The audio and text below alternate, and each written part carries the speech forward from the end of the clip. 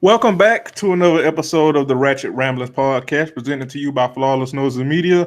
I am today one half of your regular host, Jeremy, aka Black Dante on Twitter. I got some other AKAs, but I don't feel like going through them shits. So I'm gonna pass it on over to Kelly, and then we'll get this thing rolling.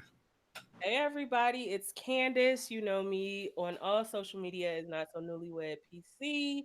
And we have a super special guest. I'm actually really excited. Y'all know her from Twitter as the Brooke I just almost and had a really fucked up joke. as her haters like to call her, the Broke Ash. But I've seen some them outfits and some of them bags and how she step out. So if y'all say she broke, she broke, but Mm, receipts don't lie. I can't tell. So exactly. So welcome, Brooke. Come on in through the door. Hey guys, how are you? We are good. We are excited to have you.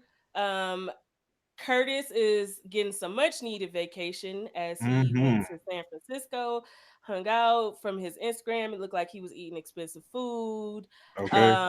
I stand. I love San Francisco and the food is really good out there. So we miss you, Curtis, and he will be back with us next week. And Brooke was gracious enough to fill in because I've been me Jeremy and I have been following Brooke for a long time now. And she's one of the people that has always live tweeted the shows that we watch and has the shade when it's needed and the good commentary to go with it. So I thought she would be a perfect fit and a new addition to our guest list. So thank you for coming, Brooke. And I don't think we have any network announcements except, oh, we do. Our 2 year anniversary is coming up. Our 100th episode is coming up. Yes. We're gonna have a Woo! special Yes, we're gonna have a special guest. Y'all call her Mama White Diamonds, but that's actually my mama. And so Yes. she is finally going to officially grace us versus being in the background calling OG ugly as fuck. Uh, Which I mean, in fairness, she did not lie. In she did fairness. not lie. And also for the 2 year anniversary, we will be rolling out some new merch and we will be doing a giveaway. So to our listeners, stay tuned for that and let's get into And it. well, hold on. Oh, Also, because so first of all, let me say this.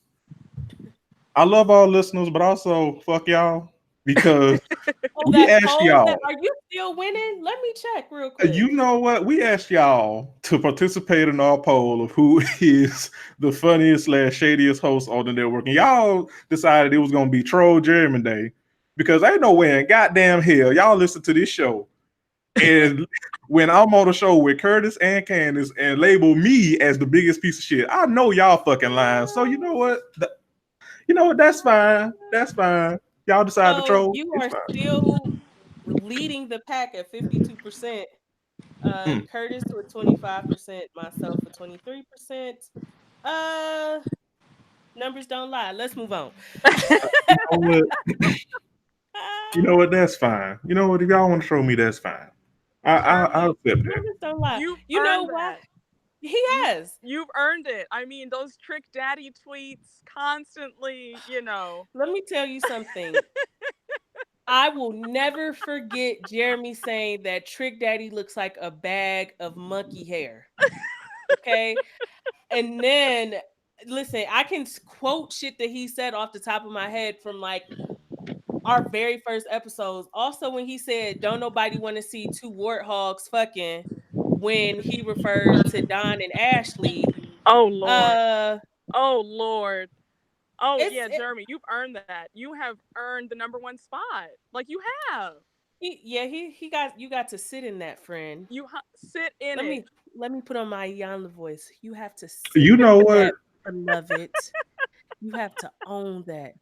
Take accountability. Get in your lane. Own it, cause you keep your foot on everyone's necks every single day, and I just want you to know that you've earned that number one spot. Yeah, absolutely. You've earned it. And you know what? I appreciate. the voters seeing through your thinly veiled attempts to not be the worst one. Thinly They veiled. see it. It's very thinly veiled. It is, friend. It is. You know what? Let's just move on. Y'all full of shit. Anyway, speaking of things that are also full of shit, let's move on over to Love and Hip Hop Atlanta. Because let me tell you something. Mona, whatever, Mona Scott Young, Mona Scott bullshit. Girl, fuck you. This was a terrible season. An abysmal season. Awful. It was dry. It was, you know what? I understand why, like, I get how when like the younger crowd of Twitter make fun of the older people when they be arguing and shit being stupid. Because I watched this whole season, like all of these people are like either close to 40 or over 40 acting like this. Wait, whoa. Close to 40? That's very generous. I was being generous. Only because and 60. Mimi's like 48. Carly's 57. Stevie J's like 41. Rashida and Kirk are like what, 47 and like 39? Yeah.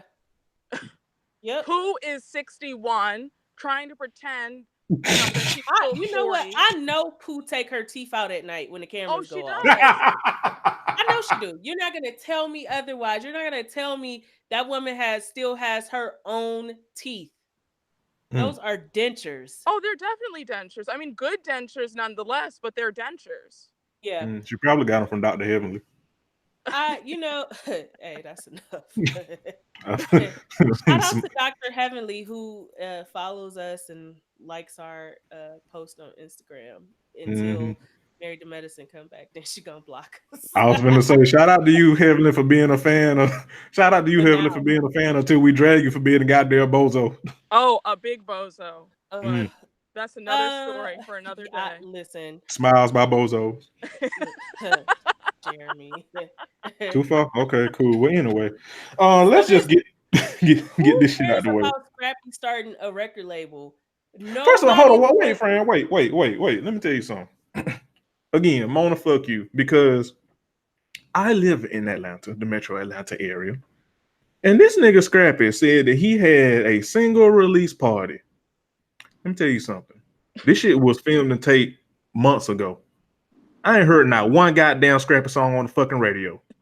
So I know you fucking lying. You should feel blessed and highly favored. That's what you should feel. That's true. Because in 2019, in the year of our Lord, nobody wants to hear any music from Lil Scrappy. We don't.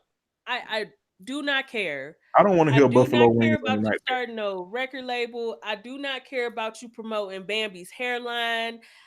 I don't care about any of it. And I'm just sitting there like, what? And then how you in your own party and go duck off because you in your feelings? What are you doing, dumbass? A terrible host. But then what can you expect from a nigga that ate buffalo wings in bed? So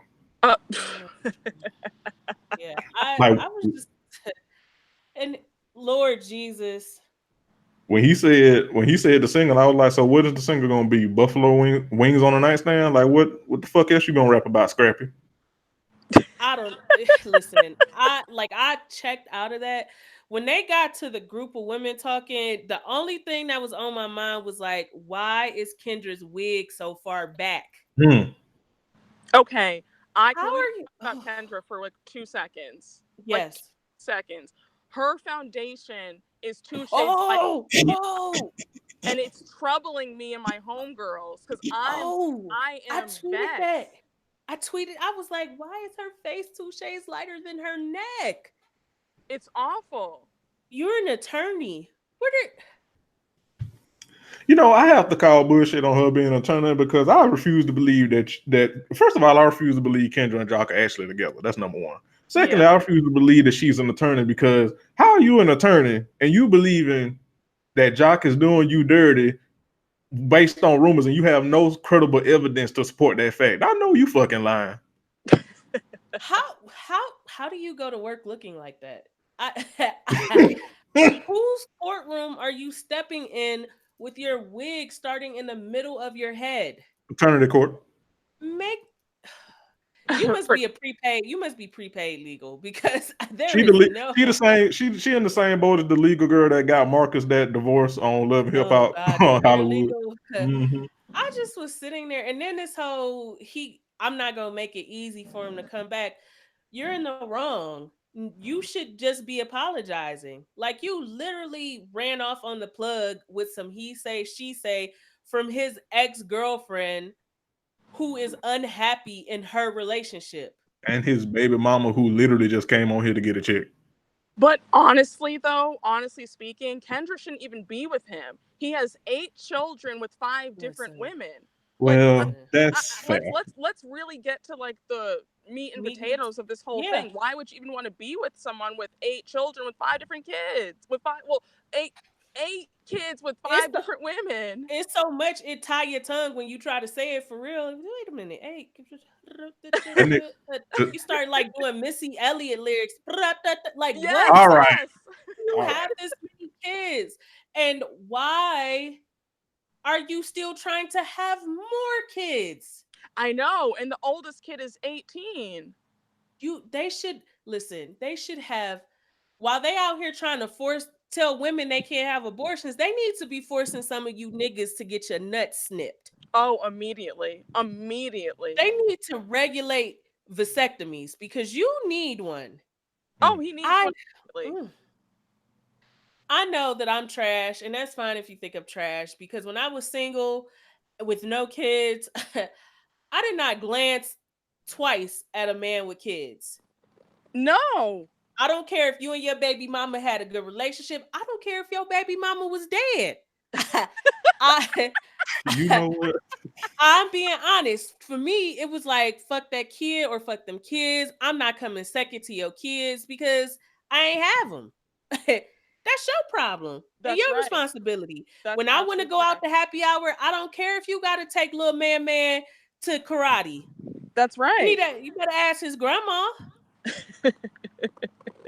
Ask me, Mom. You know she ain't doing nothing but watching In the Heat of the Night. I agree. Kendra is a goddamn fool for even being in this position with Jock. And I like you said, Jeremy, a part of me is still wondering what's going on. Because how you been with Kendra 4 years, but was still fucking Carly last season and was fucking your baby mama and Carly the season before that. The numbers don't add up. The math is not mathing on when they actually got together. So it's hard for me to believe this is not a stunt for him to have had more of a storyline and be on more episodes and get, more checks. Because the math don't math. The math don't math and the actions do not math. But also, while y'all was talking about him being snipped, and when you said, like, if he get his nuts snipped, Candace, like, if he get his nuts snipped, all he gonna have is like a click. Because remember his news leaked and his dick was little? So, like... No, I don't remember that, and I'm upset that you made me remember it. Because in my mind, that never happened. Really? Yeah, he got a real little dick. Are you serious? Mm-hmm. Those women are like in love with. Wait, whoa. I love how Brooke is. Whoa, those women are in love with Anita Baker for real because he did not have a penis. Like it literally, looked like a little big. It looked like a big clit, and so. Are you serious? It's like somebody got a pimple on their pelvis. Yeah, he does have a small winky. He has a small winky woo. And wow. Like she's started off hollering. I think this is the first time in the history of this show we have stunted a guest. You have. I'm in shock. Yeah, he does. He does not have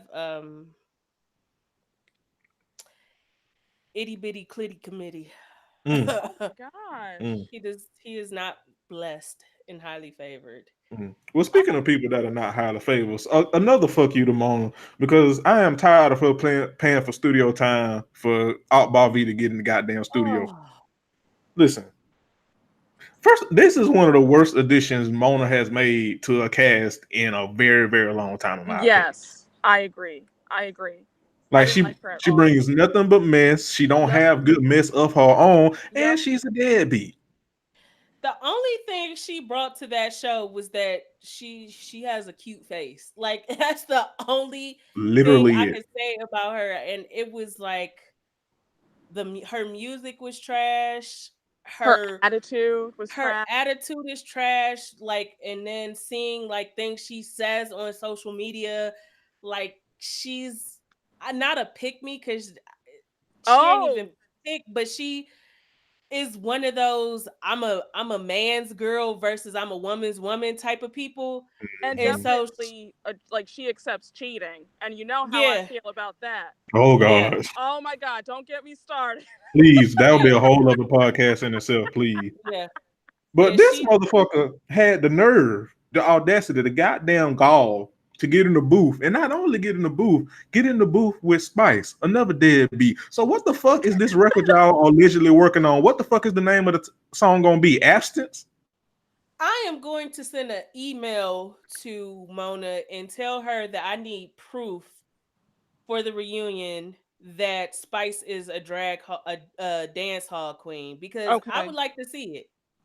Okay. Because her name is not mentioned amongst the greatest of greats in reggae music. It's not. At She's all. not even a cliff note. Like I need proof and evidence of it. Yes, you've had some singles. Yes, you've been able to get 1 million views on YouTube. But this is the age of technology. So you do anything enough on YouTube, you'll start to get views.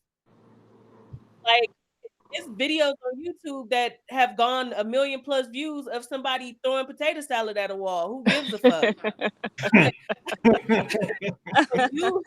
So you getting millions of views on YouTube doesn't mean that your music is good.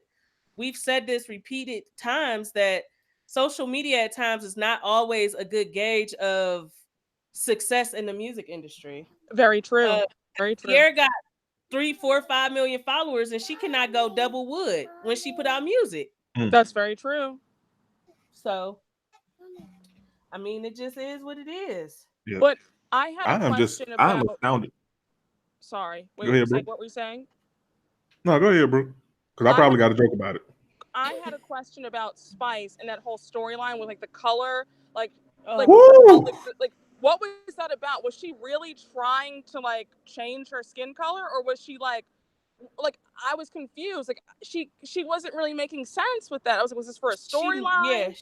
She never was. It always seemed like a publicity stunt for the show because I mean, up until when she got into it last season with Tokyo, we saw Spice here and there. Yes, very true.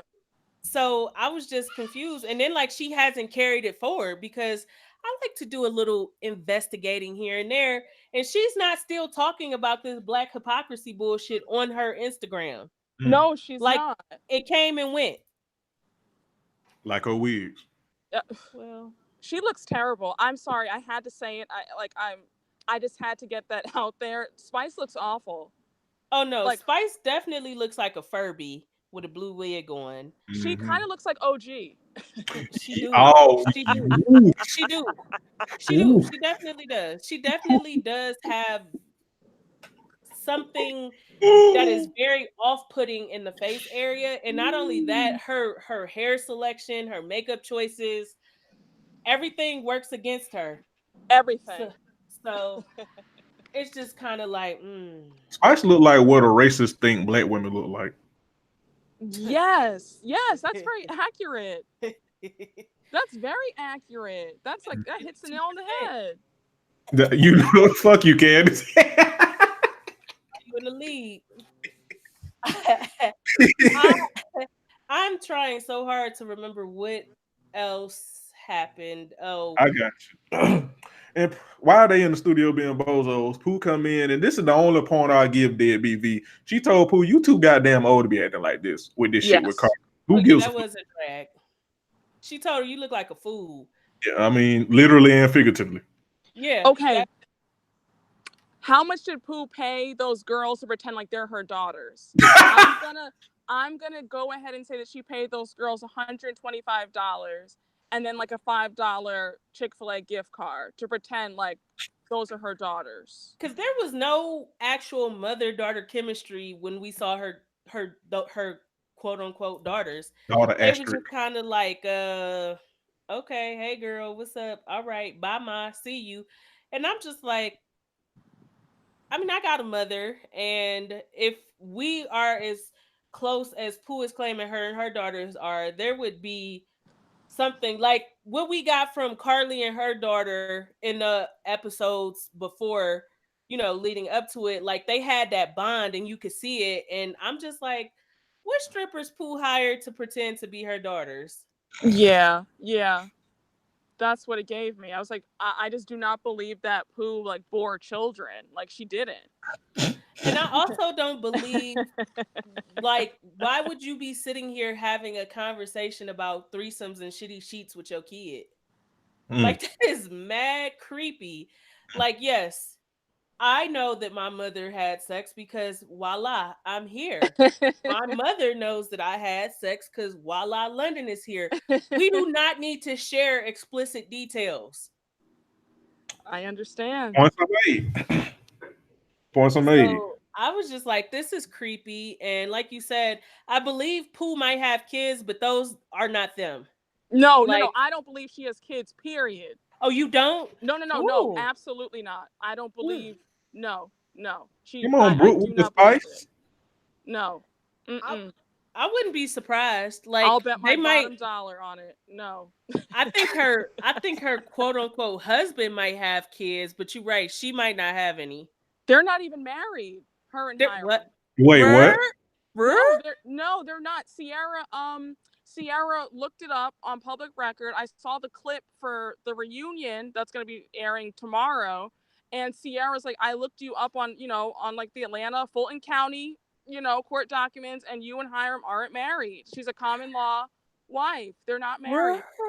Come on with this tea. Honey, listen, I know when I invited Brooke, I knew I was not going to be disappointed. Okay.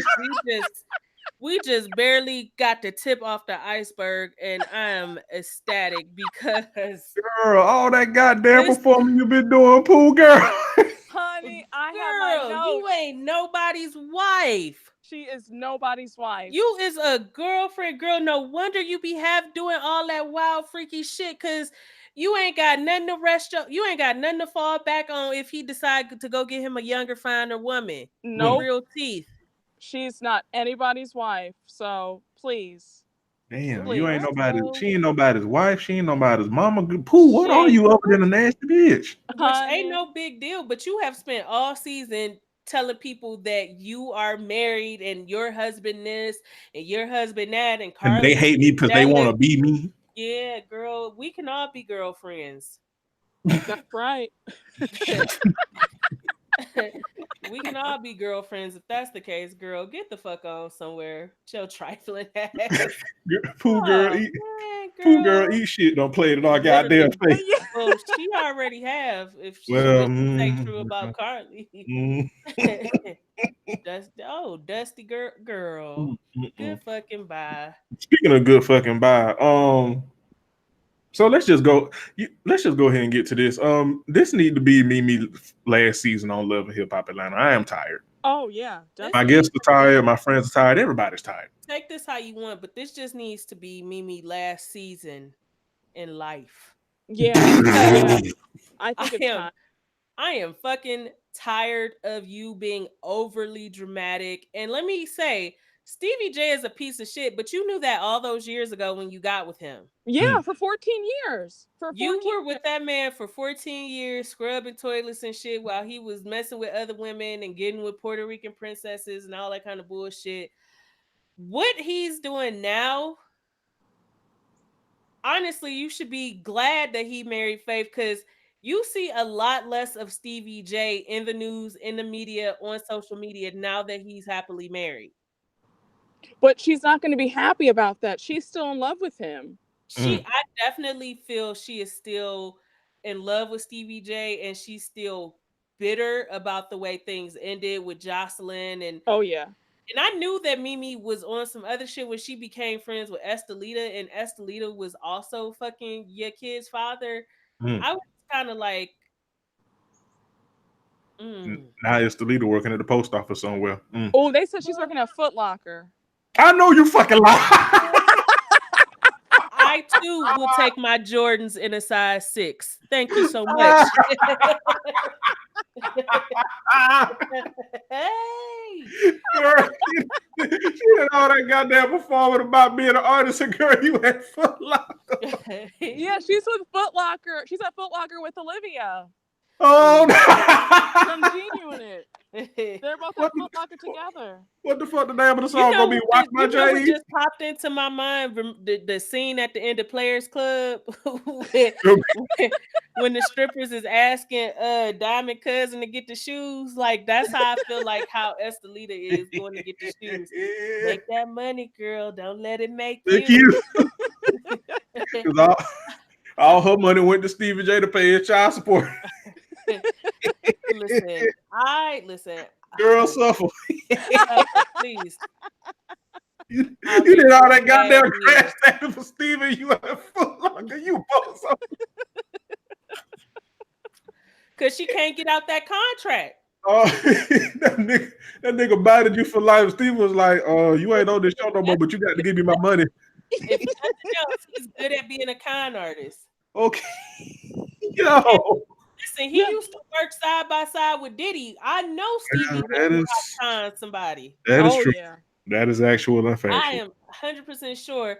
Let me say, if I wanted to scissor my life away, it would be with somebody like Ty. She just has really good energy. Yeah. She seems like she's all about what's in the best interest of Eva, even when her parents aren't. Yeah. Because we did have to tug her wig a little bit earlier because it seemed like she was doing a lot of grandstanding. But I actually like how she handled this. She had a one-on-one meeting with Stevie. Also, Stevie J, fuck, nigga, you trying to beat Ty, a professional basketball player and basketball boy. I know you fucking lying. And they said they shit. And like I opened it up, they had a meeting, and honestly, Mimi is the reason that whole conversation went left. She did the fucking most. One, I enjoyed seeing Ty beat the brakes off Stevie J. Yes. And absolutely. Shout out to her because after I watched it, I did some Googles, and like her team, the Las Vegas Sparks, they like #1 in the WNBA. Oh wow. She plays for a really good team. We stand the top spot. And this is why I kind of would like to see Mimi leave the franchise, because I could tell all of that drama puts like a strain on her and Ty. Mm-hmm. Yeah. Because Mona's not going to have you on if you're not going to be messy or bring some form of drama. And Ty don't look like she wants drama. Like she wants to be with Mimi. She loves Eva. She wants to see Mimi and Stevie have a good co-parenting relationship and call it a day. Mm-hmm. Yeah. It was weird. Like she invited Faith and Stevie over to just talk things through. And here go Mimi. You being fucking passive aggressive, Steve. Girl. The thing that I didn't get about Mimi was not only Ty, but also Faith. Faith was correcting her man, like, okay, you wrong in this. So if her man is taking him to task for accountability, why did you have to go the extra mile and make it even more? Why did you have to introduce all the disrespect? Yes. Yeah. Because Faith had it handled, and even if Stevie wasn't, if he wasn't trying to hear it, they probably still would have talked about it after they left. But I'm gonna be honest, after you called me a bunch of bitch assholes and hoe ass niggas, listen. God is not done with me yet. I'm going to also take some start talking shit to you as well. And what's crazy is I cannot stand Stevie. I didn't really think he was being passive aggressive at the table. Like I feel like it might have been some, but I felt like he was trying to keep it lighthearted, keep it from going left.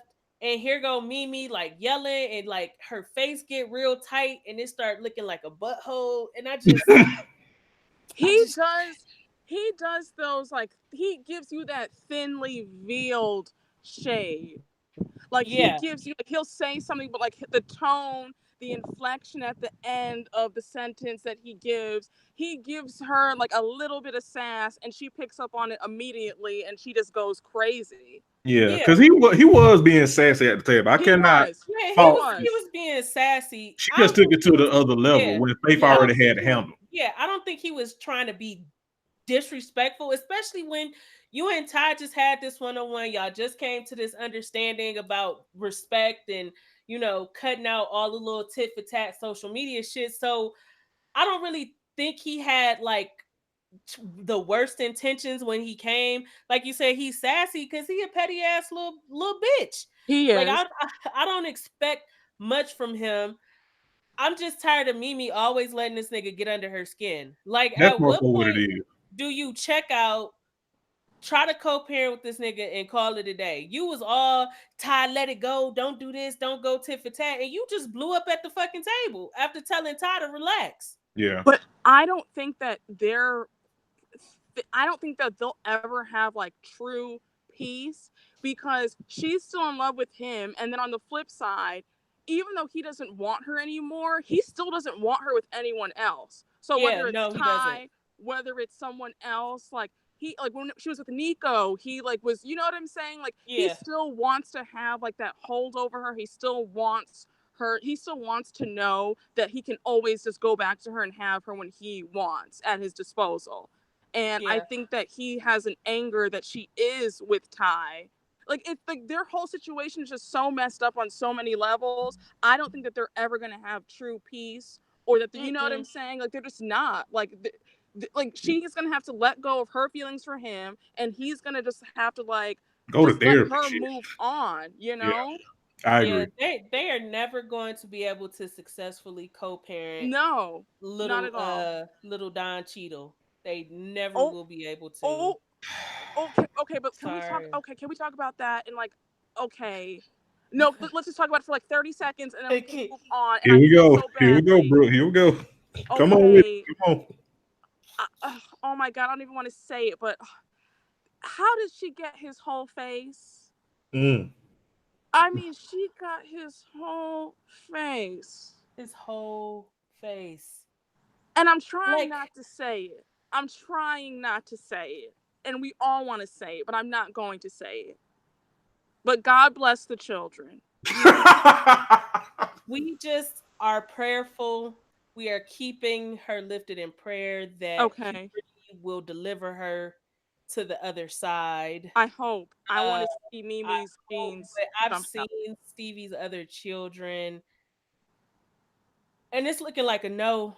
But yeah, God works in mysterious ways. I'm still holding out on hope. I am holding out because I don't think she was ever ugly, but T.I.'s middle daughter Deja, when she was on Family Hustle, she was a little awkward looking, and then puberty hit her, and this girl is outlandishly beautiful. Oh, she's so pretty. She is so freaking pretty. So puberty, puberty changes things. So we, like you said, Brooke, we just gonna keep her lifted. We're gonna stay prayerful about it. In the name of Jesus. Amen. In his holy name. Amen. Deliver us from evil. Okay. Jeremy. Too far? Okay, cool. All right. No, it was actually perfect. So moving on. So back to Scrappy real quick. Scrappy, boy, fuck you. Because you doing all this goddamn performing and grandstanding like don't nobody care about me. Don't nobody want to see me. Don't nobody care about me. Boy, you ain't even checked on your friend who was in the accident with you, and this nigga damn near had to get a whole new body. I know you fucking lying, Scrappy. I'm so tired of Scrappy talking about that broke ass foot. Shut up. I know. You got in an accident. You walked away, rolled away, limped away, crutched. I don't know. You left that accident with a broken foot that is majority healed at this point. Meanwhile, what do you want people to do about that? Why do y'all stop making other people responsible for your healing? If the car accident fucked you up, go get some help.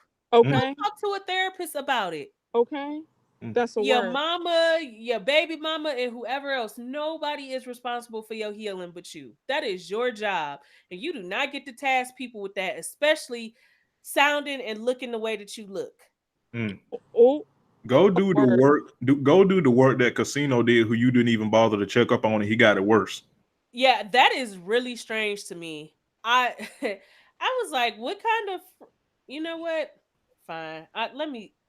Because I couldn't get into a car accident with somebody I claim is one of my good friends and not check on them for months. Mm. They were in critical condition. They were in worse shape than me, laid up in the hospital fighting for their life. Mm. You are truly trash. And that's exactly why you've got the mama you got. Yep. You got the mama-in-law you got. Mm. And your wife never lost her baby teeth. And the sorry finances to go with it. Yeah. Because you know they're struggling. Mm. I also would like to say, Mona, there was no reason for Erica Dixon to come back on this season. Oh, okay. Her face is laid like Picasso. Yeah. Like beautiful. They literally just brought Erica back for Scrappy and what's her face to antagonize her. And I think that's why is she pregnant? I think that's disgusting. I didn't see a reason for her to be back, especially if you were going to allow like Bam's mom to, get in her face and talk shit, and I was like, what was the point? Is she still in love with Scrappy? Who, Erica? Yeah. No. I don't think so. Okay. I'm on the fence about it. I feel like she is. About it. I feel like she is, and for them to still have bad blood, like, if you know what I'm saying, like the opposite of what love isn't hate, it's indifference. Like if you're truly over it, you're indifferent. But I think the bad blood is on Scrap and Eric. I mean, not Eric. Bambi in, ain't it? Yeah, but to me, I feel like her trying to have more than a co-parenting relationship, it's not really needed, if you ask me, because she didn't want to have that great co-parenting relationship before him and Bambi got married. It was on some fuck Scrappy, we'll do this through the courts, you just pay your child support, leave me the fuck alone, you can see Imani when you want, but don't bother me. Like, that was her energy when she left off the show the last time. Yeah, that was like season after 3 or 4. What was that? Was that during her last season was with Mimi sex tape, right? Yeah, that was season 3. Yeah. So for me, because I sat and thought about it, if you could text Scrappy when you need to about something for your money, you're getting your child support money, what more could you possibly expect from him at this point? Like, what more is it? And it's to stay connected to him beyond co-parenting. It does come across a little strange to me. Yeah, same. And congratulations, her twin daughters made it home. Also, I didn't give a fuck about her being on the show if she wasn't gonna reveal the daddy and have him on the show. I was just kind of like, okay, who is he? Like, Jeremy, do you know anything about her baby daddy? Listen, she keeps that nigga on lock. Like, I have checked her Instagram, can't find nothing. Really? So I just kind of be like, okay, girl. Does he have a job? Bro. Well, and I mean, that's listen, that is a fair question. Is he gainfully employed? Like, I need to know. Okay, all right, let me stop. No, don't stop, because those are poignant questions that we all have wondered. She on here advertising flat tummy tea. She done posted the babies. She posted memes with inspirational quotes. Oh Lord. She snapping back. She going full Facebook. Oh Lord. I done seen pictures of Imani, going to 8th grade prom. She just said, RIP to Nipsey Hussle. No baby daddy. Wow. Okay. And I've been scrolling since before she got pregnant. Listen, we stay in investigative journalism. I'm gonna find out, and I'll report back. Yes. Come on, report back with your findings. Speaking of reporting, was that it, or was it more? What else happened? 2 more things happen, and then we're gonna move on. Jock proposed to Kendra, which I guess I don't really know. Good luck, everybody. Well, actually, bad luck because y'all played in my face. So, and the last thing I have is that Kirk and Boshida officially opened this bistro that's gonna flop. And it's going to flop because I personally am going to call health services, because I believe that it is very inappropriate that you are opening an establishment where people have to eat and you have a rat at the helm being Kirk. So I'm going to report them, and I hope they flop and get shut down and they go to jail. Why was the felon on the show the only one trying to do better for themselves? Shout out to Scrap, I guess. He went and invested in a barbecue restaurant. He got a place for him and his kids to stay. But girl, what's his baby mama name? Tiara. Oof. Yeah. Her bozo ass. She made a true fool of herself. You wanted to be one big happy family as long as you could have Scrap back. The minute Scrap was like, you know what? I'll pass. You was like, here, take your son and go. Like, what? She literally was like, fuck them kids. Yes, she was like, going on with your daddy now. I got too many other kids in the house. Yeah, because she has 5 kids. Yeah, she has 5 kids with multiple men. 5 different men. Is it 5? Yes, if I'm not mistaken. Ew. Oh, honey, I do my Googles. Oh, the investigative journalism? Yes. Oh, yeah. She got a whole NBA starting roster. She's a starting 5. Well. But girl. Yeah. I was finna say suffer, Tiara, because you a bozo. Because we still ain't forgot you putting your hands on that man for no goddamn reason. That was ridiculous. That was and speaking of ridiculous, that was this season of Love and Hip Hop Atlanta. Mona played in our goddamn face. This reunion better be something special, or I'm whooping somebody ass. I don't know who, but I'm beating somebody ass because you have truly played in my face, Mona. Okay. Because you better bring it for Love and Hip Hop Hollywood, goddamn it. You really need to revamp Atlanta and New York. I do not want to see all these old ass faces at this point. It was funny at first because if you're not from those places, you may not really know those people. But at this point, we've seen all we need to see from the geriatric committee. Leave us alone. The broke geriatric committee. Listen. To see old broke people playing in your face, it's embarrassing. It's really. Like, that's a travesty. Like, you're old and broke. If you need to go and sit down with Andy and figure out his formula, do what you got to do. Because right now, Bravo is giving it to us, and you are wasting our time. So, speaking of Basketball Wives, first off, Cece and Byron's engagement party was gorgeous. It was. Wow. I was floored. I am still just a rat ass bitch because, boy, I was in awe. I love how we just made the transition from talking about old and broke to old and rich. I love it. Yes, right? Yeah, it was beautiful. The scenery, the flower wall, the location. They did that. They did. Oh, 10 out of 10. 10 out of 10. That. I would like to see Byron and Cece have some type of little wedding spinoff when the I would watch it. I know that wedding is going to be gorgeous. If that's what the engagement party looked like, I can only imagine the wedding and the reception. A cute one episode of the wedding, yes, but not a spinoff. Not like a you're right. Maybe not like not a mini spinoff like what they doing with Tammy, because I don't watch that. Who asked for that? Are they still showing it, or did it get canceled? No, I think it got canceled because No, it did because she dated. Okay, so I I was watching a certain YouTuber and he posted a video with her and he was like, I need to like start reviewing your show. And she makes a joke and she's like, oh, well, you only have to review one episode because that's all they gave us. So like that was like a joke to herself that they got canceled. Like it was only, like the ratings were really piss poor.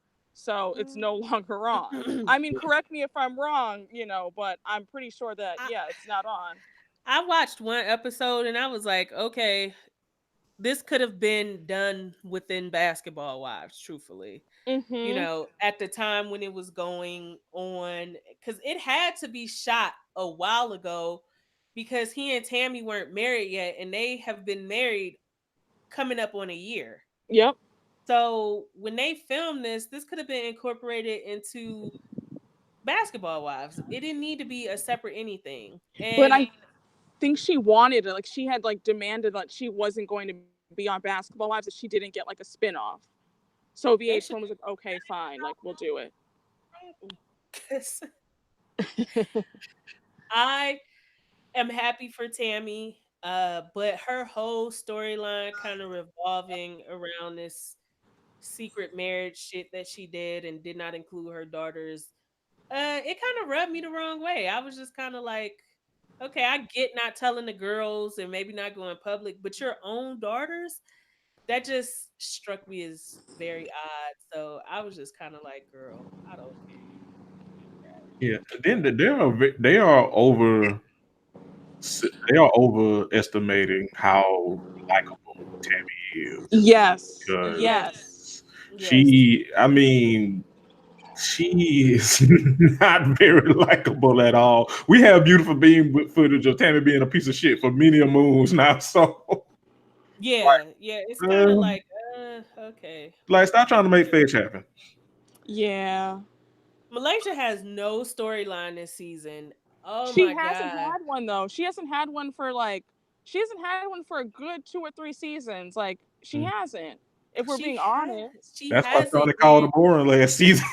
And she like making all of this about Cece and Byron and Kristen and yada yada yada. It's like, Malaysia, listen. What's her relation? What's her relation to them?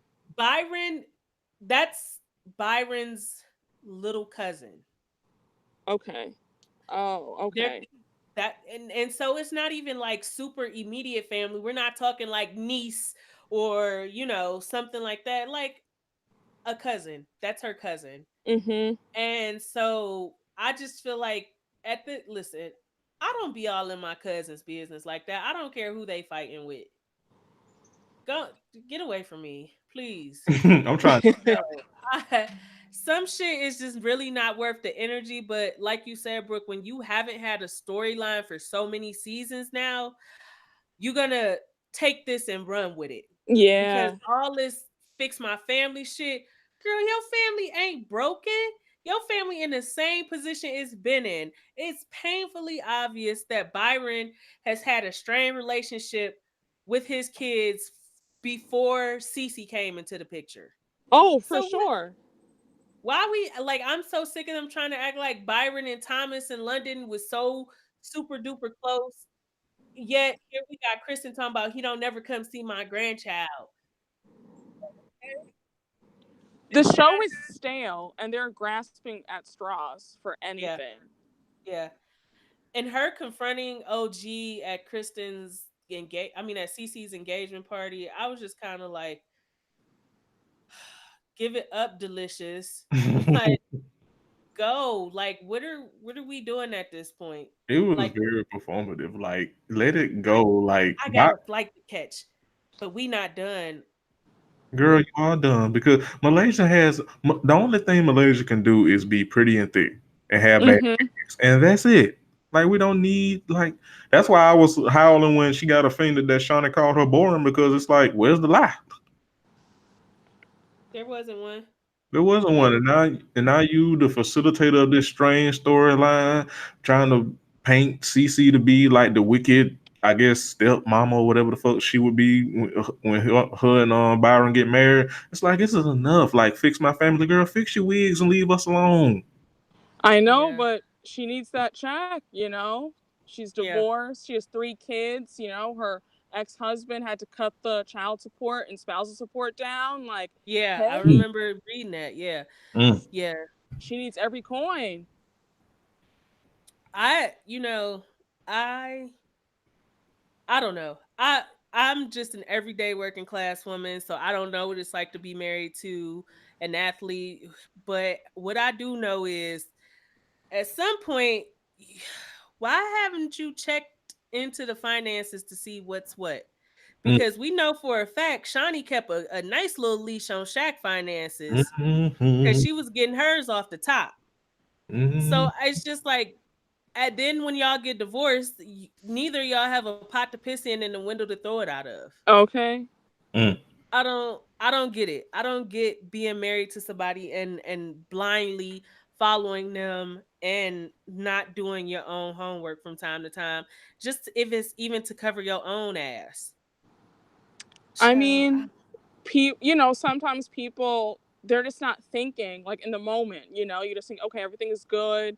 You know, I can still go to Neiman Marcus and Saks, and you know what I'm saying? You're just not, they're not thinking. Like, they're just like, okay, things are good. They're good until it's not good. And it's like, oh my gosh, like I should have been on top of this. I should have been asking questions. I should have been, you know, or if like someone has an accountant like paying all their bills and doing everything that, like, you know, you're not checking because you're like, okay, like our accountant pays the bills. Like, I don't see a bill. Like, the accountant does it, you know? So like she just wasn't thinking. She didn't have her head in the game, and no. now we stuck watching her chase her tail like a dog because she don't Between have her legs. Yes, like I am truly over it. And you know what? Speaking of being over it, I wanted to like Phoebe. I did. I initially wanted to like her, but I'm not sure where she's going with this hate she has for OG, because maybe I'm wrong and y'all could tell me, but when she asked if Phoebe had a gag order on her, I did not see it as being malicious. No, I thought that was malicious. Like, I would be at OG's neck. Like, I'm actually on Phoebe's side. I like Phoebe. She actually reminds me of Drea, like in the face. Yeah. She favors Drea, but like I thought that was really rude. Like, because there's no way that you can like say that in like a not shady way. Yeah. Like, if you know, if you say like, oh hey, like, oh, so does your ex have a gag order on you? Like, excuse me, like, what did you just say to me? Like, I don't even know you, and you're coming out the gate with that? Yeah, I can see that because like, they don't know you from a can of paint. Yeah, yeah. You know, like, hey, how are you? Oh yeah, your ex has a gag order on you, right? You can't even say his name. Like, excuse, like, what? I can see that. Yeah, I can see that. There's no nice way. Like, there's no like nice way to like say that. There's not. Like, the only way you could like kind of ask someone that is if you're like really close friends. Who's like, hey sis, like, is this true? Like, I read this in a blog or whatever. Is this true? Like, you know what I'm saying? But you can't say that to someone that you just met and then think that they're gonna like be okay with you. Yeah, my biggest thing with OG is like, I can't stand people who be like, I ain't got no filter, I'm just keeping it real. Shut up.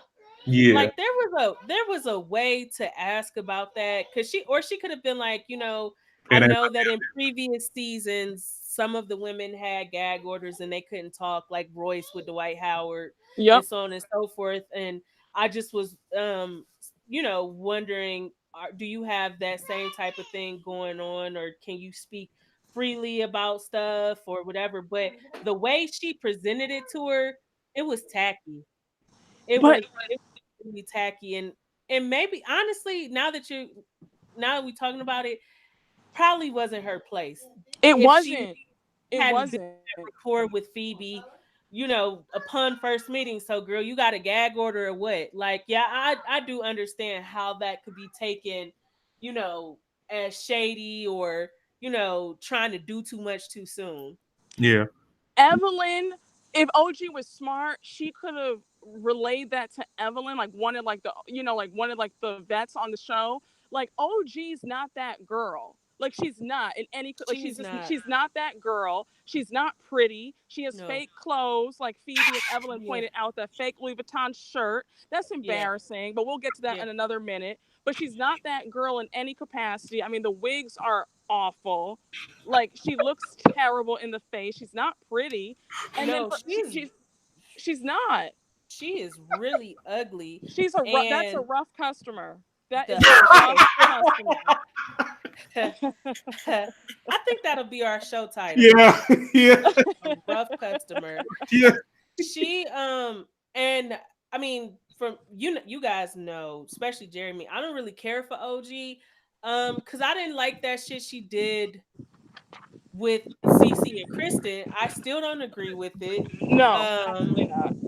I don't like being friends with people who do stuff like that. I couldn't be friends with OG after that because you took something that was not told to you to be malicious, but as an adult conversation, you're getting to know another couple. Yeah. And build a friendship. And then you took that and you threw it in Kristen's face. And I don't listen, it's fuck Kristen forever. But you made Cece look bad, and now you got the rest of the girls being weird. Even Shawnee talking about Cece just trying to get you to do her dirty work. Cece never thought in a million years OG would say that in that moment. All right. Yeah, even Byron, because Byron was like, why the fuck would she do that? He sure did. Yeah, he was like, I don't know why she would do that, but that's not Cece's problem. She can't control her. And that would put a great strain. I wouldn't have nothing for OG. But OG is desperate though. Like, yeah. she's desperate to be in the cool girl group. She's desperate, and she will do anything to be in it. And they're never going to accept her. You know what I'm saying? And like, she's doing anything that she can to like be like in Evelyn's good graces or whoever, you know, like she's just so desperate, and like she's really shot herself in both foots doing such a stupid thing. Come on, both foots. Yeah. Yeah, which is funny because that's what OG looked like. She does. She does. And I just don't see it for her after that. Because like I said, she's the worst type of person to me to prey. Like, low-key, I feel like she preyed on Cece's friendship. Like, because again, we've said it before. I really like Cece. I just don't necessarily know that she belongs on this show. She's too nice. Yeah. And she don't like confrontation. And when it come her way, she just kind of clam up. So I feel like OG knew what she was doing, trying to befriend Cece. Yeah, like trying to get some dirt on Kristen or have a big joker because Kristen has made her feel inadequate. You know, last season talking about, you know, he won't marry you, he don't want no kids with you. He's not gonna marry her. No, he's not married. No, he's not. No, he's not. Yeah. He's not. Yeah, Kristen was trash, but I mean, the facts of it, he not. It's not even that. He just don't seem that interested in her when we do see him on the show. He doesn't. He doesn't seem interested at all. He's just kind of like, I'm just here because after this, I would like to get my dick sucked and by her. And that's like the end of the conversations. And maybe it's the editing, but the few times we've seen them on the show together, he just does not seem to give a damn about OG and what she got going on. He's like, not at all. Yeah, I just can't do it. My question. So when Kristen and Jen sat down, are they being paid not to call Kristen out on her bullshit? Because I cannot imagine going and sitting down and having a friendly conversation with somebody who purposely put me in the line of fire while we were having girl talk. And then Kristen gonna say, well, the last time I had to relay a message that Jen wanted me to, Jen never wanted you to tell Shawnee what the fuck she said. No, she didn't. That was all Kristen's doing. Like, I just, how is it that nobody on this show holds Kristen accountable? It is the only person that hold Kristen accountable is somebody that's not even really on the show, and that's Byron.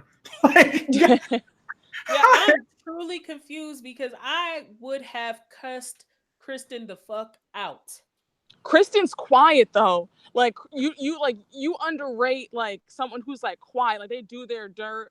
in like see like like OG's loud with it, Tammy's loud, Evelyn and Jen are like Evelyn is loud, like Shawnee's kind of getting loud like this season too, but like Jackie's crazy and off off the rails. But so like she gets like her shadiness gets like swept under the rug, like people kind of like don't even realize what she's doing because they're all making a fuss, and in the corner she's there like doing her dirt, but it all no one notices it because by the time you realize it, it's like everybody's fighting and Kristen's just over there in the corner just like sitting back and relaxing, and nobody is like any the wiser that she started the whole thing.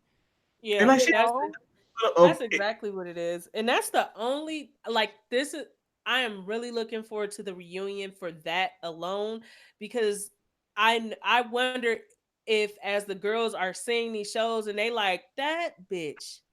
Wow. My thing is, but my thing is, I'm confused because shit, they could have did that last season because ever since she been on this show, Kristen been in shit and starring shit. Yeah. Like since her inception on the show, she been in the episode of all the goddamn mess, either her or Jennifer, or both of them at the same damn time. And like nobody hold her ass accountable. Nobody. She's not loud. Like she just operates in a completely like smarter way than the rest of them do. Yeah, and then when some shit pops off, finally she's like crying, buckets everywhere. Yes. Why would you do that? It wasn't just story to tell. And so then you get sidetracked by all the goddamn boogers and tears, and you just like, whatever, girl. Let's. So you saying she weaponized her tears like white women? She definitely does. I like her. I like it. I am here for it because she does her dirt in secret. Well, actually, no, not even in secret. She does it like out in the open and like just gets away with it. That's a skill. That is a skill. I will say that this would not this season and last season would absolutely have been dreadful without Kristen kicking up shit. Yeah. So, you need a villain. You always need a villain. But she's not a villain though. Like when I think of the villains on the show, it's automatically Evelyn and Tammy and Jackie off rip. The three of them are they're villains. Like off rip. Like I'm not thinking of Kristen. I'm like, oh, Kristen, I like I don't like. I'm kind of indifferent about Kristen. I think she's pretty, and like that's about it. Like I don't think that she brings so much to the show. To be really honest with you, like I'm not so interested in this whole family storyline. I don't really care. Yeah, I'm definitely more interested in the mess she's creating within the group. Yes. I wish she would not continue to kick up mess with her family and with Cece. Like, I wish they would just let that shit die completely. But yes, what she's doing in the group is genius because nobody has yet to say, but Kristen, why did you go back and tell so-and-so such and such? Nobody has said that to her yet. She kind of delivers the dirt and then watches everything burn. Yeah, and you can't get mad at the messenger because it's like, well, I'm not the one who said it. I just delivered it. Yeah. Yeah, so I will say, like I said, she is pretty. She doesn't, like, if they decided to take her off this season, it wouldn't be a big deal. But what she's doing to keep herself on the show, kudos. Yeah. She's definitely paving the way to come back for another season. They don't need to come back for another season. Like, honestly, Basketball Wives can just go. I am tired.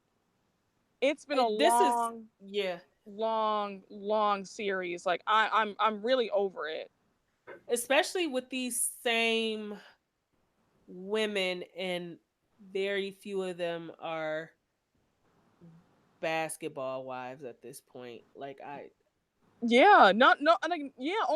only Kristen and then Cece. Yeah. So it's just kind of like, where are we going from here?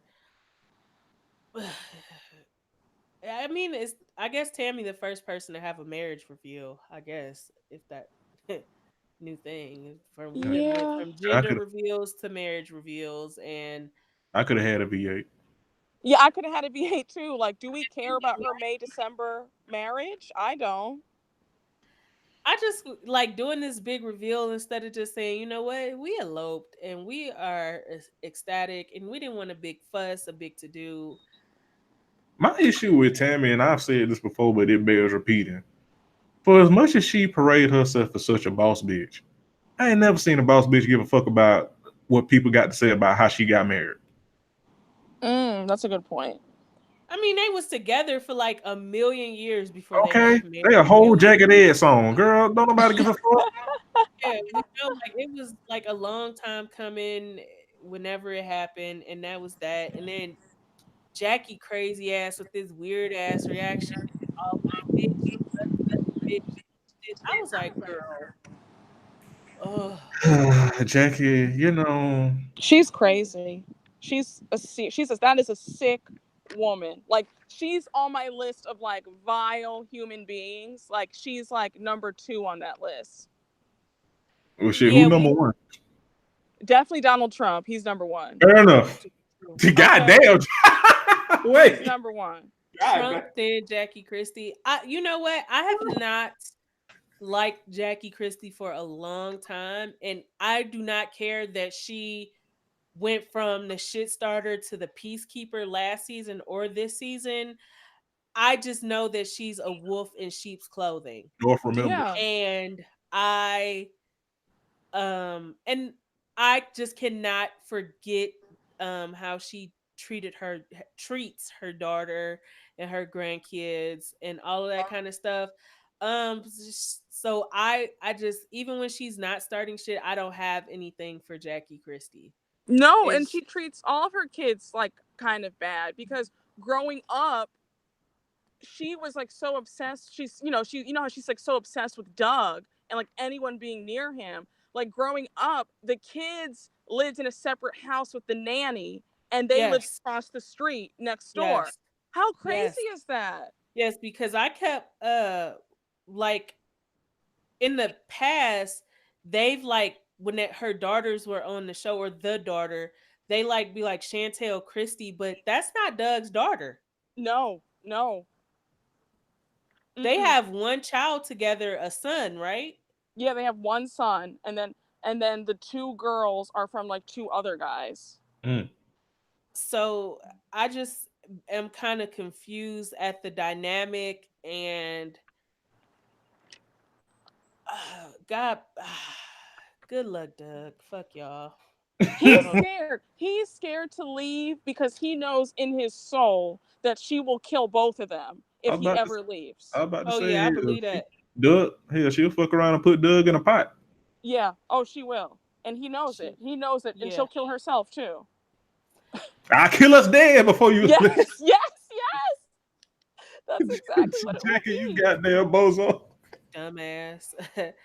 I just don't have anything. I'm really tired of them taking trips together and they don't like each other. Like, imagine going on a trip with a bunch of motherfuckers you don't like. I know you fucking lying. Like, they planned this trip to San Diego. And Evelyn is complaining, which I need Evelyn to get off the gas immediately. Like, she has been doing the fucking most for somebody who just set up last episode and laughed at Phoebe making jokes about, OG not being able to have kids or whatever. And we've been seeing you cry about these motherfucking cracked eggs for 10 years now. We have, like, I just don't get it in this, like, vendetta that she's holding against Jen. Girl, whatever I said when we was beefing, once we make up, girl, it's over. Bingo. It's done. If we are back being cool and what's done is done, why are you mad that I was throwing low blows? Because you damn sure was throwing a whole bunch of haymakers your goddamn self. Oh, she was calling Jen every like thing under the sun. And let's not forget that for her to be so upset about the possibility of Jen saying anything about Chantel or whatever her name is, girl, we sat up and watched you a couple seasons ago pry deeply into business between Jackie and her dysfunction with her kids. Like, you have never had boundaries with anybody else and are constantly expecting people to have boundaries with you. We could go way back to Miami. Oh yeah. And how you was acting with Royce and how you acted with Susie, and you have never had boundaries. But she was awful to them. She was awful to all of them. Oh, she was awful. And again, do not like Jackie. But as a parent, I would never dip my toe in the next person's business with their kids the way that she did, and then try to rally all the girls to get behind you and do it. In that case, though, if they're beefing and like, okay, so I hate Evelyn and Jackie. Like, I hate both of them. But like in that case, though, I could kind of understand Evelyn doing that. And I mean, if you can get it on a technicality that she was helping because Jackie was not helping her daughter. Like she didn't the daughter reach her out to her? any money. Didn't the daughter reach out to her? Yeah, so I didn't have a problem with Evelyn donating to the daughter's GoFundMe or checking on her or any of that. I just didn't like that shit she did where she like brought it up like she's not a good mom, her daughter this, her daughter that to the girls, but at the same time, I do believe Jackie threw the first Jackie threw the first blow because remember when they was in New York? Like, oh, your daughter a hoe. Yeah. Yes. So that's why I'm like, for me, it's a wash because they both trash. But like Evelyn doing all this hemming and hawing about her doing all the performing is why all it's this performing. Like, she said something about my daughter. Girl, we just watched you and Jackie have a battle of the low blows 2 seasons ago. Yeah. And everything that she said about her daughter was true. So just come on, okay, like just move on. Yes, like young, girl, it's cool. Just come on, girl. Yeah, like girl, Chantel is beautiful. She dating athletes and she helping you take care of the household when things got a little rough back in the day or whatever the case may have been. So fucking be it. Now you getting all that good child support from the MLB guy. Like, girl, let it go. Yeah, just let it go.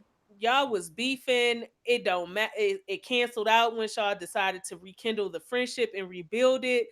What are you dwelling on? Exactly. Especially when we don't care. Yeah, we don't. Like in the moment we cared because Miss, but now we don't care. No, we're over it. Yeah, like it feel like it's being dragged out.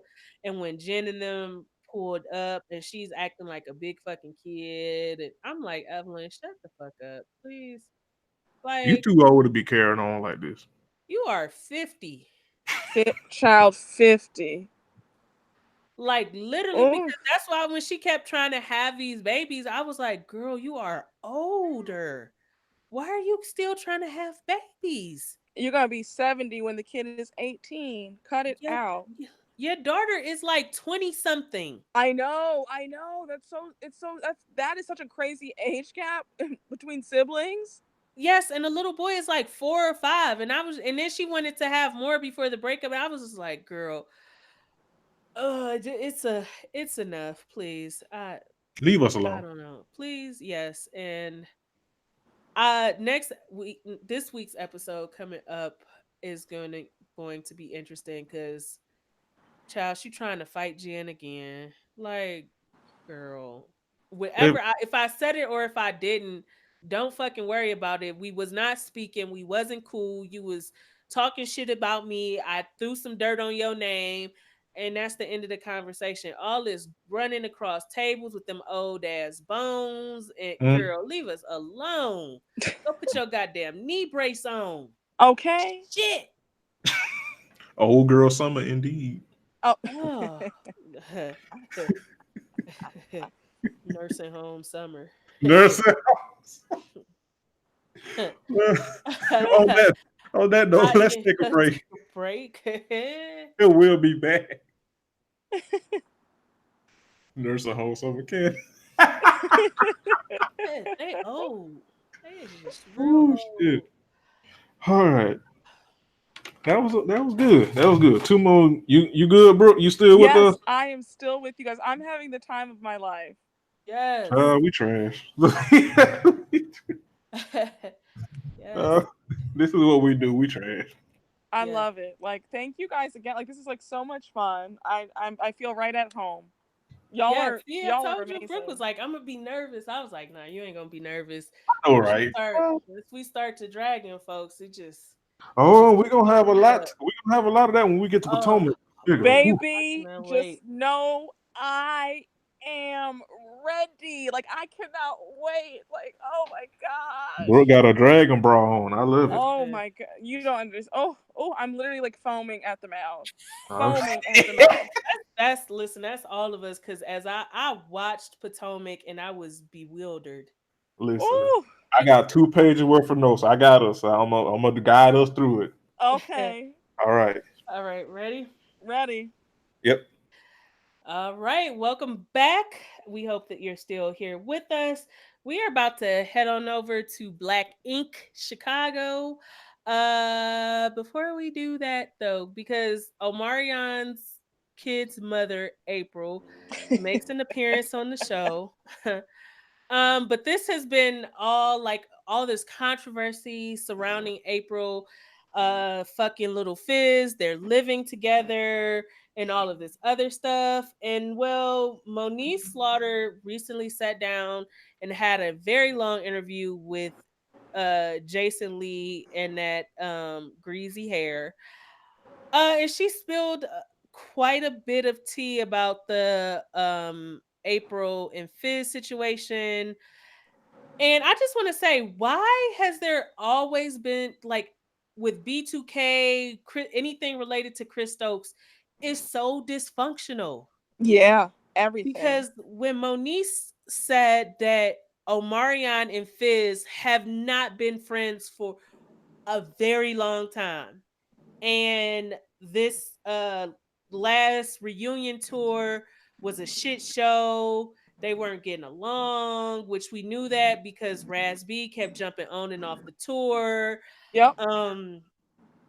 And that she believes the common bond between April and Fizz is their disdain for Omarion. I believe it. I definitely believe that. April says that Omarion is basically a deadbeat. He has not been providing for the kids since they went their separate ways.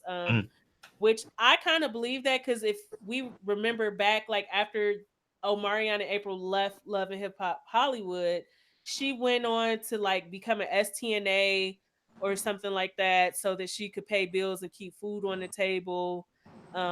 She says that, you know, in all of this, Fizz has been helping her provide for the kids and not Omarion. Moniece said that Fizz and April lived down the street from her, and that, you know, they play weird mind games with the Fizz and Moniece's son, you know, telling him that they can't tell Moniece where they stay. And it was really weird. All of this is really strange to me. It was a very good interview. I mean, she didn't hold back. She told every, like, I believed every word that came out of her mouth. And I also I actually felt bad for like judging her, because I didn't like her. I always said that she was crazy, deranged. Well, she is crazy. You know, okay, no, so I still think she's crazy, but I had always just thought of her in such like a bad light. Yeah. You know? Yeah. Because we always see the worst of her from her very first introduction to Hollywood, you know, just keeping shit going and being messy. But what she revealed that kind of made my heart drop was that she basically alluded to Fizz being abusive. Yes. And possibly abusing their child because he came home to her with some bruises. And also that Fizz is a dummy, and he was starting a dispensary, and then when he didn't do what he was supposed to do, he just started selling weed out his house. Yeah, that was troubling. And then the police found out and had a warrant, came looking for him, and he went on the run. And during that time where he was, you know, on the run, that which she alleges is when we saw him on Marriage Boot Camp with AD's ex-best friend, Tiffany, who was a stripper, which I knew that was like just something so that they could try to get a check because they had absolutely no chemistry. None. And I won't say he treated her like shit, but the way he treated her on Marriage Boot Camp, I don't necessarily think Moniece is lying about him being abusive, because he definitely plays a lot of mind games. Oh, for And sure. is like real manipulative. And with people like that, with men like that, especially, being physically abusive is typically not that far behind the mental and emotional abuse. So, but I want to know, how is he paying April's bills when he can't pay his own bills and doesn't have a roof over his own head? Listen, like, how can you pour from an empty cup? You can't. Come on, bro. Moniece said that when he went on a run after Marriage Boot Camp, he moved back in with his mom. She sure did. And then I was sitting there like, where's your touring money? Also, you got to be a really big bozo to fuck up an opportunity to open a dispensary, because that shit is expensive. And if you gonna do it right, because that would have secured your bag forever. Yeah. But then you rather start selling weed out your goddamn house, big ass dummy. If you gonna fuck around exponentially. I mean, Fizz, I never really cared for Fizz on the show. I didn't feel like he added much and was always he gave a lot of red flags, always jumping from one relationship to the next, to the next, to the next. Like, to me, he has been really no better than Moniece. And what they are exposing that child to and all of that dysfunction. And he has a genuine like hate for her. It's like on a different level from like Stevie J and Mimi. Like, he literally has like a hate for Moniece. Like, he like legit hates her. And it's like weird. Like, I can't even it's just so bizarre. But like, he really hates her. And then when she told the story of how she lost custody of Cameron, that was shocking. That like her mom was behind. Like, her mom lied to the courts so that she lost her own kid. Like, why would you do that to your grandkid? Like, why would you do that to your daughter? Like, I wouldn't speak to my mom if I had a kid and she like that. I couldn't even imagine. I would not be bothered at all with that, especially because I feel like on the part of her mom, it was a money grab. Like, he was on Fizz's side, he would, slide her a little something, for testifying on his behalf. So, like I said, to me, it opened a lot, and I saw people on Twitter like, Moniece lying. I believed a lot of what Moniece said, because if she had put her own shit on Front Street, why she gotta lie about yours? Very true. Yeah, because she went into detail about her and Tank and their relationship, and that completely blew my mind. Yeah. It would be one thing if she was just telling like other people's shit, but she was telling her own shit. So it's like, what she got to lose? Why, at that point, like, if you dragging yourself, then why I got to believe you lying when you trying to drag somebody else? So true. You fucked Rich Insulin Dollars. Ooh. You ain't got nothing else to lose. Yeah, you was fucking with Rich Dollars? Yeah, that was a thing. York? Yeah, that was nasty. That was a thing, yeah. He definitely looked like a used Band-Aid. But yeah. And April, to me, I feel like April is hustling super backwards. Like, I want to understand her coming forward and talking about who she's fucked and all this kind of stuff. But to me, if you got a wet ass and dry pockets, what was the point? What do you really have to show for it? Nothing. You shacking up with your kid's father, former bandmate. If you're gonna be doing if you're gonna suck and fuck your way through Hollywood, you should have a lot more to show for it than Love and Hip Hop Hollywood. I'm not even trying to be funny, but you have laid up with some of the best, and you don't have anything to show for it. Desperation makes people do crazy things. Listen. Like, she is desperate for a check, a come up. She is grasping at straws, trying to make sure she does not go back into poverty. Yeah, And it shows. Yeah, Like, it really does. Her money is drying up like Sheree Whitfield's. Ooh. Like, she is trying to make sure that she does not go back to the depths of despair and poverty. I'm not going back to the strip club, Stevie. Yeah, that's what it reminds me of. It does. And when Ryan and Four come out to LA to be on the Steve Harvey show, first of all, who is one of the greatest entertainers of our time? Because I know it is not Steve lace front high top Harvey. I know you lying to me. Child. Listen, Steve got some good breaks in Hollywood. He kissed the right asses. He shut up when he was supposed to. He tap danced for the right white. He tap danced for the right white folks. Yep. He sick that little hood, that beautiful hood bitch he called a wife on Hollywood, and he got some doors open. But Steve Harvey has never been, nor will he ever be, one of the greatest entertainers of anybody's time. Never. He is.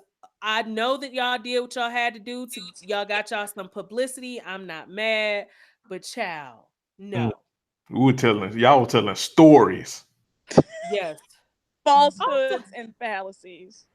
Yeah, and we might as well get this Steve Harvey shit out the way. For how you a rapper and you always fucking crying about being in front of a crowd? Storyline. Well, with that. I'm nervous, dog. Nigga, shut the fuck up.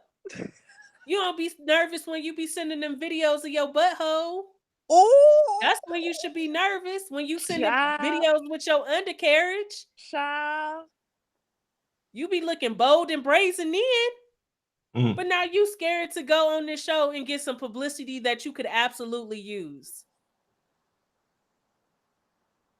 Well, and Ryan just on here dressed like a crooked pastor.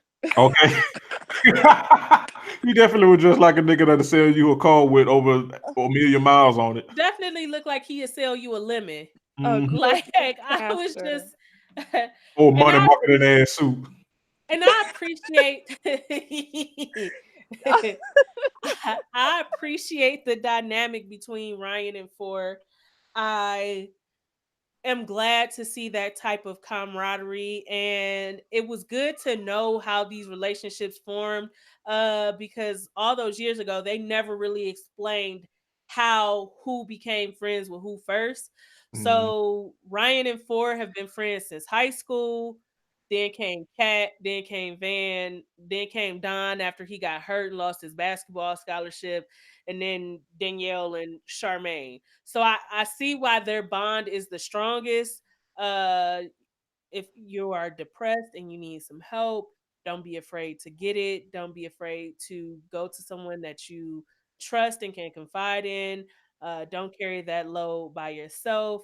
But ultimately, as we said with Love and Hip Hop, your healing is your own and you have to do the work.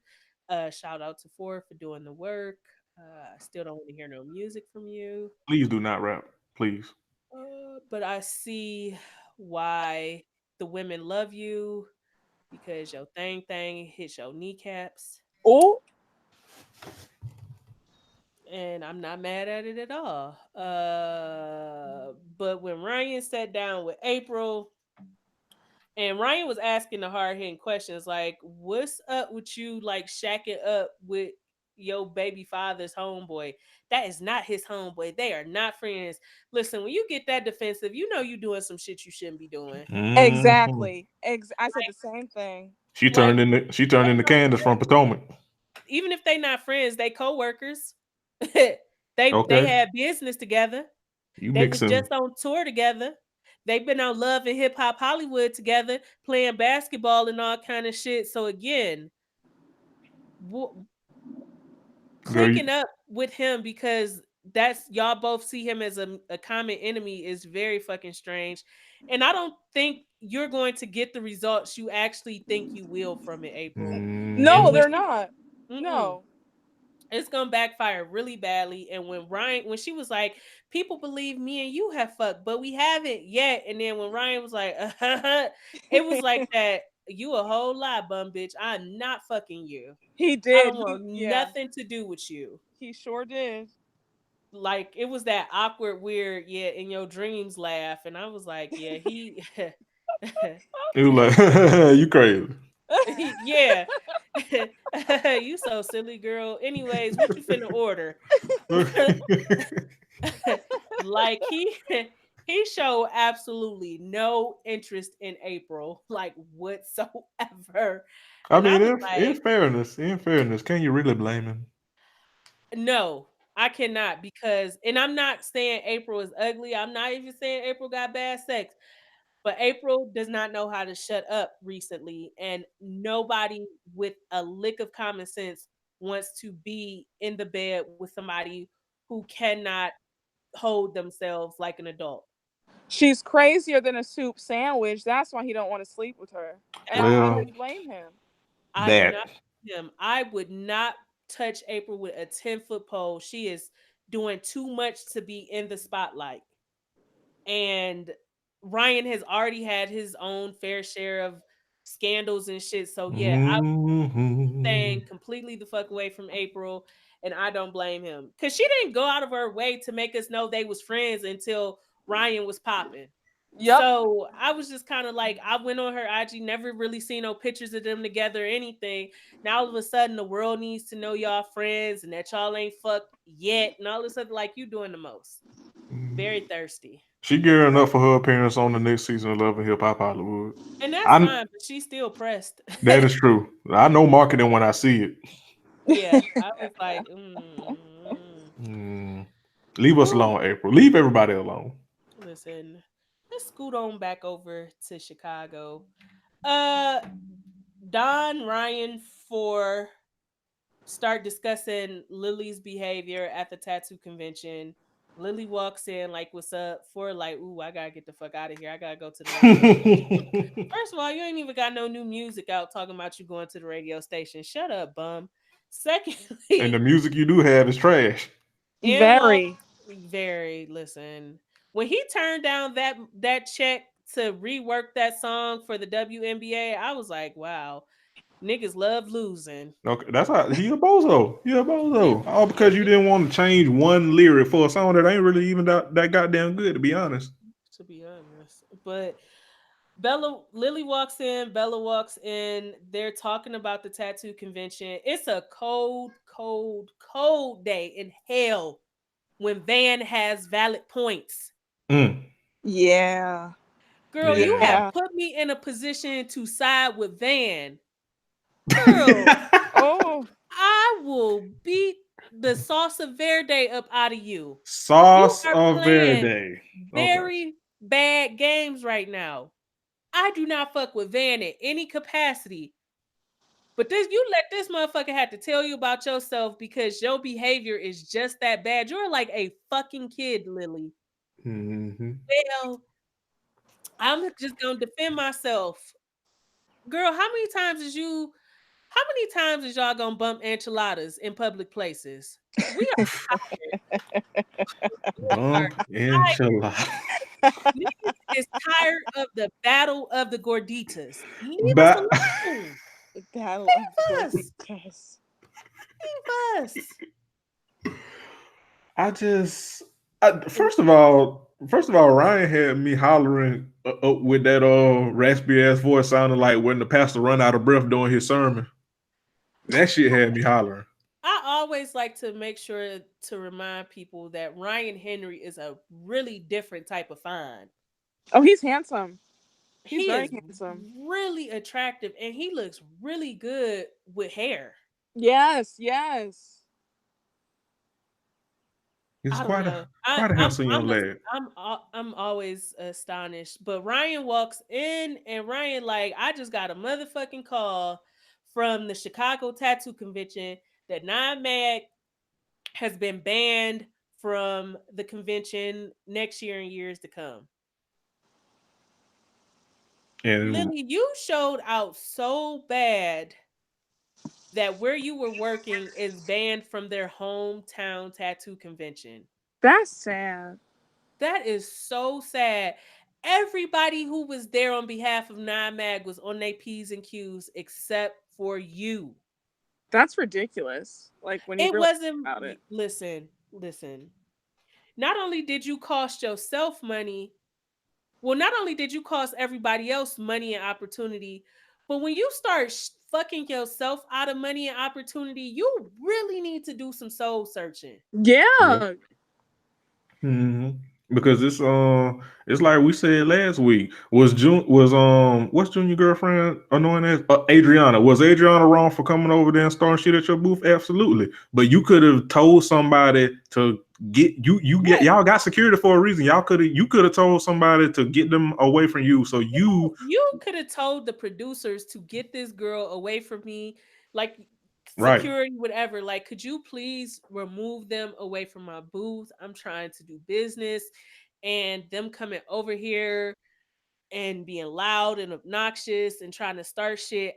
I don't need that right now. I got a client. Mm-hmm. Listen, you put your hands on me, we gonna fight. But Ryan made a good point.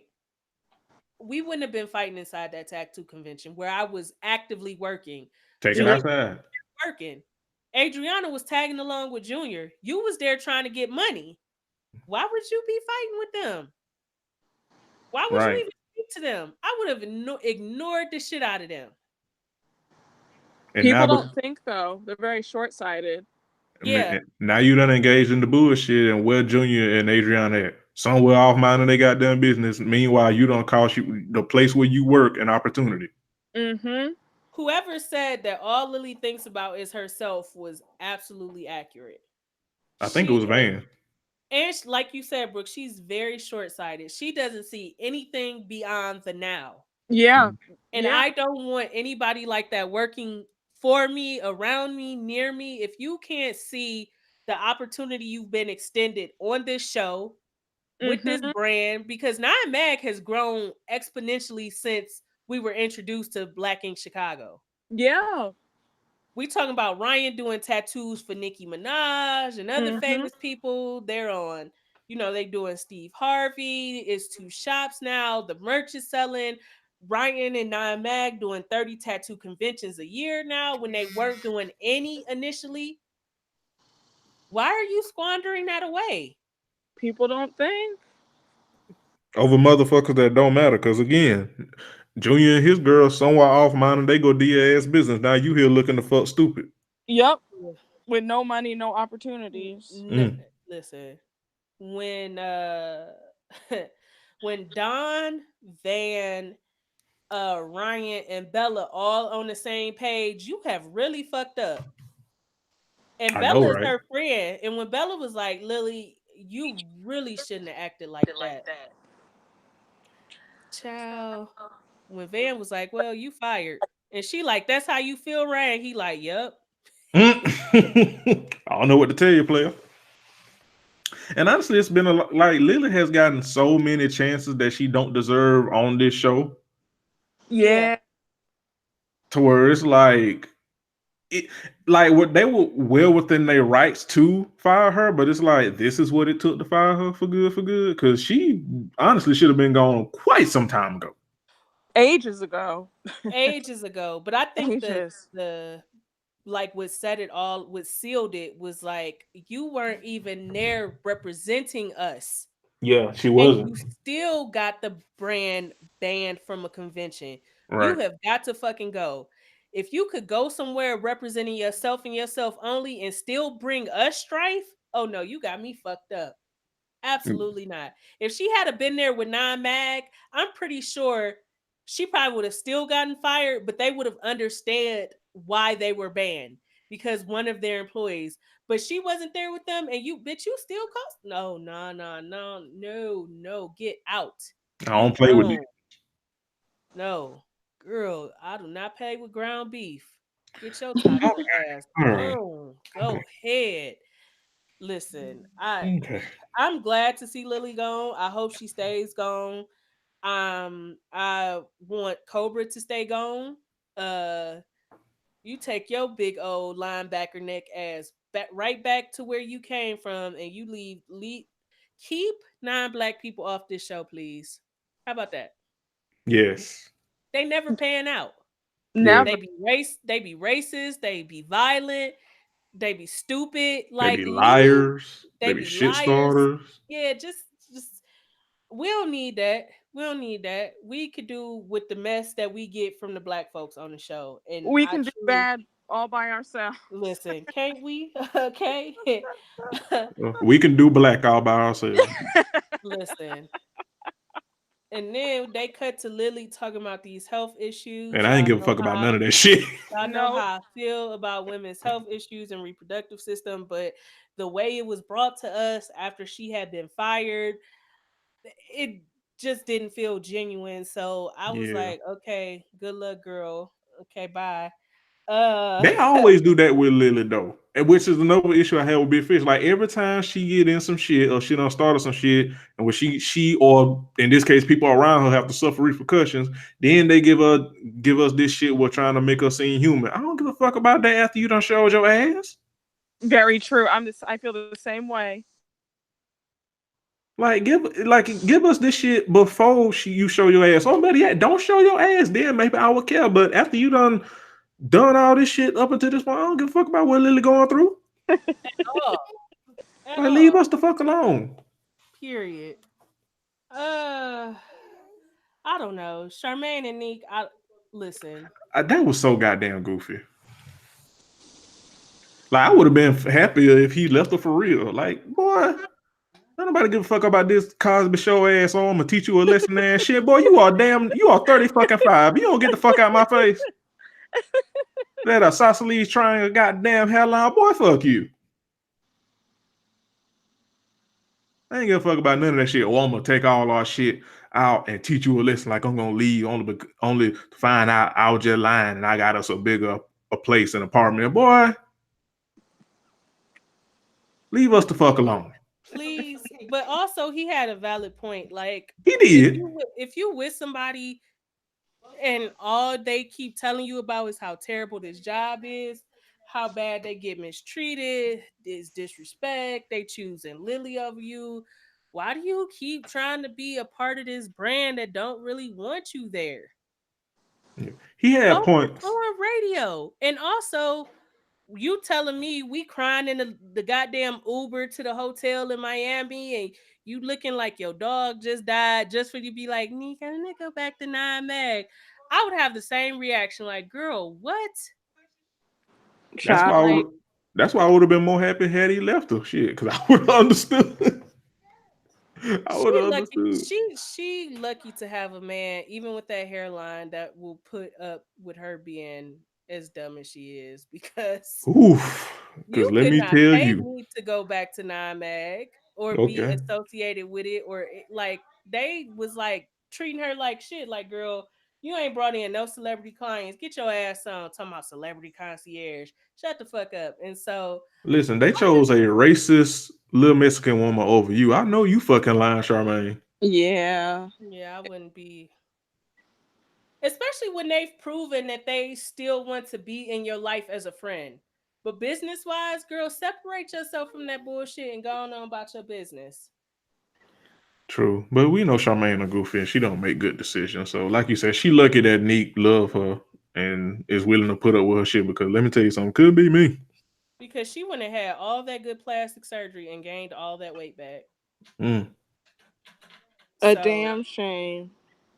Listen, because I was like, is it me? But she gained a lot of that weight back. Like, she was real snatched last season. Mm-hmm. Yeah, like Countess Vaughn. And Shekinah. Yo, she is built like Shekinah. Well, good luck to everybody. Well, that does it for Black Ink, child. It's finally time. It's time for the headline. The main course. It's time for the main course, the big event.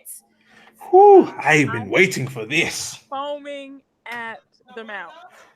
So let's get into this. Real Housewives of Potomac, season 4, episode 10. Showdown at the Hoedown. So first of all, this episode was an hour and 5 minutes long. They decided to bring all the goddamn mess for this episode, and we're gonna get into all of it. So let's start with this. So at the beginning of the episode, they cut to this scene of Giselle talking about she gonna renovate a house, calling it House Bryant, and that she got the Iron Throne. The bitch thinks she Daenerys. And Robin is like, girl, you don't know how hard it is to renovate a house. I've been doing this for 84 years and my house still look boo-boo. For a 2-bedroom condo. It has taken her 2 years to renovate that fucking condo. In Baltimore. And no offense to anybody from Baltimore. But a little offense, because it shouldn't be taking that long to renovate that goddamn condo, girl. Well, when you do bozoery. The bozo comes back to bite. Listen. Well, Giselle, when Robin says, Giselle, you started this. Listen. What'd I do? No, I didn't, girl. Giselle is the most don't bring me up, even though I bring up everybody else's mess and start shit motherfucker I have ever seen in my goddamn life. Y'all know I hate Giselle with every fiber of my being. Oh, this is the time. Go ahead. This is the time. Child, y'all know I wear Giselle's sorry, tired ass out every single week since season 2. Yes. On Twitter. And you know she finally blocked me on Twitter too. Because I wear her out for that 2008 PT Cruiser that she be driving on my damn screen. How do you talk so grand and you don't even have any money? Your ex-husband had to cut that child support down because, sis, you think I don't know that your kids have 8 other outside siblings, and you cut that child support down because he can't afford 11 child support payments with only $1 million salary. So I know your child support payments are late, and I don't know why you went and bought that house in Bethesda. You don't even live in Potomac. You need to stay in that rental and make sure that you can pay that rent every single month and not worry about having a mortgage on that shack that you bought made out of sticks. Well, this is the type of content I signed up for. All right. This is the type of dragon I like to see. Too. Okay, this is what I've been waiting for this. Listen, I know who to call from now on when we need somebody to fill in, because this is it. I did not understand anything about this house situation. I do not understand people accruing debt that they don't have to accrue. Talking about it's gonna be a forever home. Listen, like Brooke said, you sitting up here driving that old ass car. What you gonna do when that house needs some renovation and fixing up years down the line? You gonna be forever. Can't even fix your driving situation for as much cash money shit as you talk, baby. You should be in a Maserati or something, honey. She was in a Land Rover first season, and she went from a Land Rover to a PT Cruiser. I'm confused. Listen, her and Katie are sharing that 08 PT Cruiser.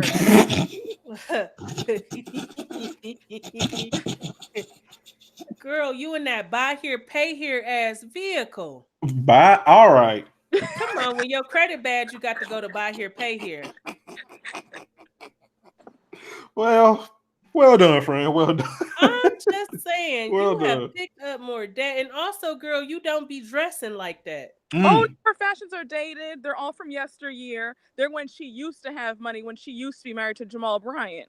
While he was Tootsie rolling with everybody in the church, including that 17-year-old. But we won't talk about that. Yeah. Ooh, Jamal. Ooh.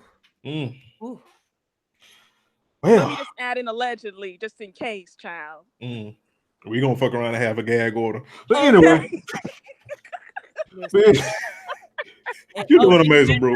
OG better not ask us about it. Okay. Her the fuck out. Okay.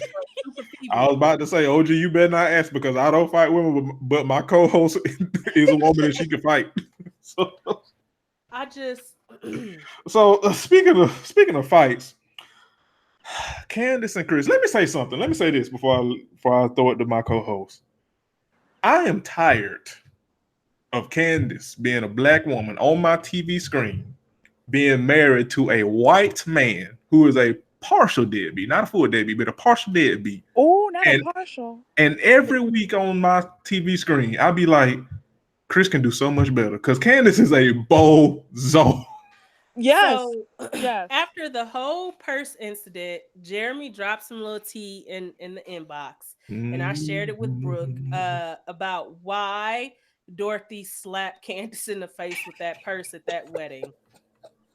Yes. And I thought it was going to be very trivial, but as I started to read, Candace has a nasty habit of trying to go toe to toe with people on social media who have anything to say about her. Ooh. Well, she gets into it with some man, ends up calling his kid a Chucky doll. And thinking that he would just take it in stride, he reached out to the producers of the show, and Candace was very, very, very, very close to being let go from Potomac. See, because the producers, of course, they love mess within the group, but they did not like the publicity that garnered when she did that. And so when Dorothy got wind of it, she told Candace that it was really beneath her to be on Twitter, not only arguing with people, but taking digs at their kids. Yeah. She's absolutely right. When I don't know, in general, unless they start with me, people's kids are typically not where I go. Like, I want to drag you. I do not need to drag Lil Daquan. Come on, Lil Daquan. I want to get in your ass. And with the type of visibility she has, what is the point in going back and forth with hecklers? You kind of open yourself up to that when you start to do reality TV. But as long as the checks are clearing, why would you care? That part. She just doesn't have good sense. She doesn't have good, like, she's an irritating person. Very. Candace and Ashley, I can't stand them either. We'll get there. So Dorothy, so they're going back and forth. She's I guess, like, not trying to hear what her mom is saying. And then eventually it led to her getting smacked in the face with a purse or whatever. And the only thing I could say to that is Dorothy did what she had to do in that situation. You about to cost all three of us a bag because you stupid. Yeah, she's about to mess everybody up. When I'm already paying for y'all house. Right? Candace don't have. Listen, Candace outside of Potomac, Candace don't have no income. Because that hair is not selling. Listen, that hair is not selling. Not looking like it look on her and Dorothy. Her and Dorothy look a fool. A whole fool. And again, you can't afford shit. You had a wedding that your mom and dad and your now husband had to kick in on. You did not pay for any of it. Nope. You don't have anything going for you outside of this show. So why would you almost ruin that? Short-sighted, and she's trying to be funny and trying to get some clicks on Twitter and get verified because she's not verified. She's the only cast member that's not verified. Yeah, she's not verified. Yeah. And that's because more than likely because every time when she gets into some shit, and she locks her page, she loses her. You can't be verified with a locked account. It has to be public. Yeah. And after so many times, Twitter like, girl, fuck you. Like, leave us alone, girl. No blue check for you. And then, you know what? I can't imagine being a newlywed and having and treating my spouse the way that she treats Chris. She's awful. She treats Chris like how Dorothy treats her. Exactly. That's exactly how she treats him. What's so crazy about it is you don't have that many. You don't have too many options after that. You are fucking annoying. Very. Self-centered, Very. mean, Mm. and on the broke side.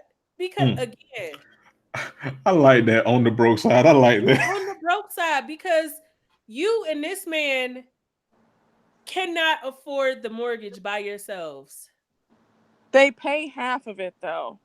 To their credit. Yeah. And Dorothy shouldn't be paying none of it. Nope. And so I'm just sitting here like, okay, whatever, girl. But when she went to talk to Chris, and they just kind of sitting there, and she's like, and he makes a great point, like, the way your mom acts and talks to you is how you act and talk to me when we have a difference of opinion. Child, when Bravo start rolling it back that quick. I hollered 5 seconds ago. I hollered. But he was absolutely right in the fact that, and the thing is, like, he didn't even say it's the same, because he's like, look, I understand that your mama is an emotionally abusive piece of shit. I'm not saying it's exactly the same. I'm saying it's similar, because every time I have a point or try to talk to you, you cut me off in that way, how she does you. And Candace could not take it. And no, she couldn't. And she does that several times in this episode. Candace cannot take when somebody is essentially reading her for filth, but not even like coming at her in a crazy way. Just like, look, just a little weird to her, like, look, beloved, you are wilding right now. We need you to stop. I feel like her and Chris didn't do marriage counseling, and it absolutely shows. Yeah, I agree. Like, it shows they are not on the same page. She has no direction. She doesn't really know who she is, so I'm not sure how she's gonna fare well in this marriage, because you don't even know you. Very true. Very broken. You haven't done any work on you to get rid of all this trauma. So you just brought all your baggage and trauma into your brand new marriage. And Chris don't deserve that. No, he does. He seems like a really nice dude. He does seem like a really nice guy. He seems like, I feel like he's a phenomenal chef. Yes. Yeah. They said his food was really good. I would like to visit his barbecue restaurant if ever I'm in that area. Yeah. Because I Googled, and like it had like a bunch of great reviews or whatever. His biggest strike with me is like whatever that situation is with his kids. But I knew she was stupid for marrying somebody with like 3 kids. I was like, that's what I said. Why would you do that? Well, and then all of that, him having 3 kids, she's still the biggest problem in the situation. Yep. So that really tells you a lot about her. She storms off, jumps in her car. She's cussing him out. Listen, she knew who to marry. Because I ain't never been able to talk to Mike like that. Like, I ain't never been able to just cuss him out and say whatever the hell I want to say. Like, I'd be like, okay, I'm upset. Let's come back to this. Because you get to doing all that disrespecting, and the right person to be like, girl, go fuck yourself. Yeah. Like, we ain't been married that long. We could get this shit annulled, to be honest. Yeah, right. Like, you ain't said nothing but a word. So, but I just, that kind of like what we were saying with Nika Charmaine, like, Candace is lucky that Chris loves her ass and wants to make this work, because anybody else, shit. Cause she threatened him, I will move you out my way. Like, girl. She you are $105, and most of that is your wigs. If you don't shut the fuck up. Yeah. Her weight's on her head. Them wigs always look like they about to lift up and spin around. I'm telling you. Her and Katie are tied. Katie Rose looks like a true fool. Katie always look like she just woke up. Yup, with that dead raccoon on her head. Is she on crystal meth or anything? Because she's just broke. She's not on drugs. She's just broke. Because how do you look like that? How do you always manage to be on the show looking unkempt? Did you hear what I said, Candace? I said she's broke. She's not on drugs, honey. She's broke. Oh, like she looks so bad every episode. Like, that's oh what my poverty will God. do. That is what poverty will do. Oh God, stay away from me and my family. The brokeKatie.com. Listen. Oh my God. So yeah, Candace, you are your mother through and through. And either you're going to accept that and live in your truth, or you're going to do the work on yourself to change so that you are not treating people the way that your mom treats you, which you have been doing all season. So I don't know what to tell you. I don't feel any sympathy or remorse for you with your mom's situation, because people typically have two choices when they don't want to be like the person who treats them poorly. They either end up acting just like them, or they end up changing so that they are conscious that they do not act like that person. You are acting just like Dorothy, and I don't know. Yeah, you Speaking of which, so Ray and Karen do something. I ain't really care about that. They ride bikes. I ain't really care about that. So Monique and Ashley, let's just touch this real quick. Ray old ass couldn't even get on the back of that goddamn bike. He wasn't trying to die. He wasn't trying to die. Listen, Ray was walking like his back was hurting. Child, you are Karen. He was waddling like when you got to use the you got to take a shit, but you can't get to the bathroom right fast. I was like, damn. And Mike was like, who is that? Her pops? Oh my God. I was like, oh no, that's her husband. He was like, oh shit. Fun fact. Ray used to go to my grandmother's church. Come on, background, T. Yes. And my grandmother was best friends with Ray's mom, Odessa Huger. Yeah. Oh wow. Come on, Odessa. Yeah. Come on. Rest in peace. Listen, you not from you not a real black family if at least one person in that family ain't named Odessa. Okay. Odessa and Ray. It ain't a black family if them two names ain't included. Oh my God, I'm screaming. Because I do got a cousin named Odessa. Same. She is much, much older. So. Same. We speak facts here on Ratchet Ramblers. But I love how Bravo did this, because Monique and Ashley, they in the store and they talking about the baby. First of all, Monique is beautiful. I love Monique. Monique Stan account. She looks so radiant pregnant. Yes, I have that in my notes. Yes. It almost make me want to do over, but not really. Because I was not glowing like her. Like she is beautiful, truly pregnant. Yes, truly. Yeah, she is beautiful. I am standing for Monique. Yeah, she's the best. She's the favorite. Her and Karen are my favorites. Yeah, I'm really a huge Monique fan.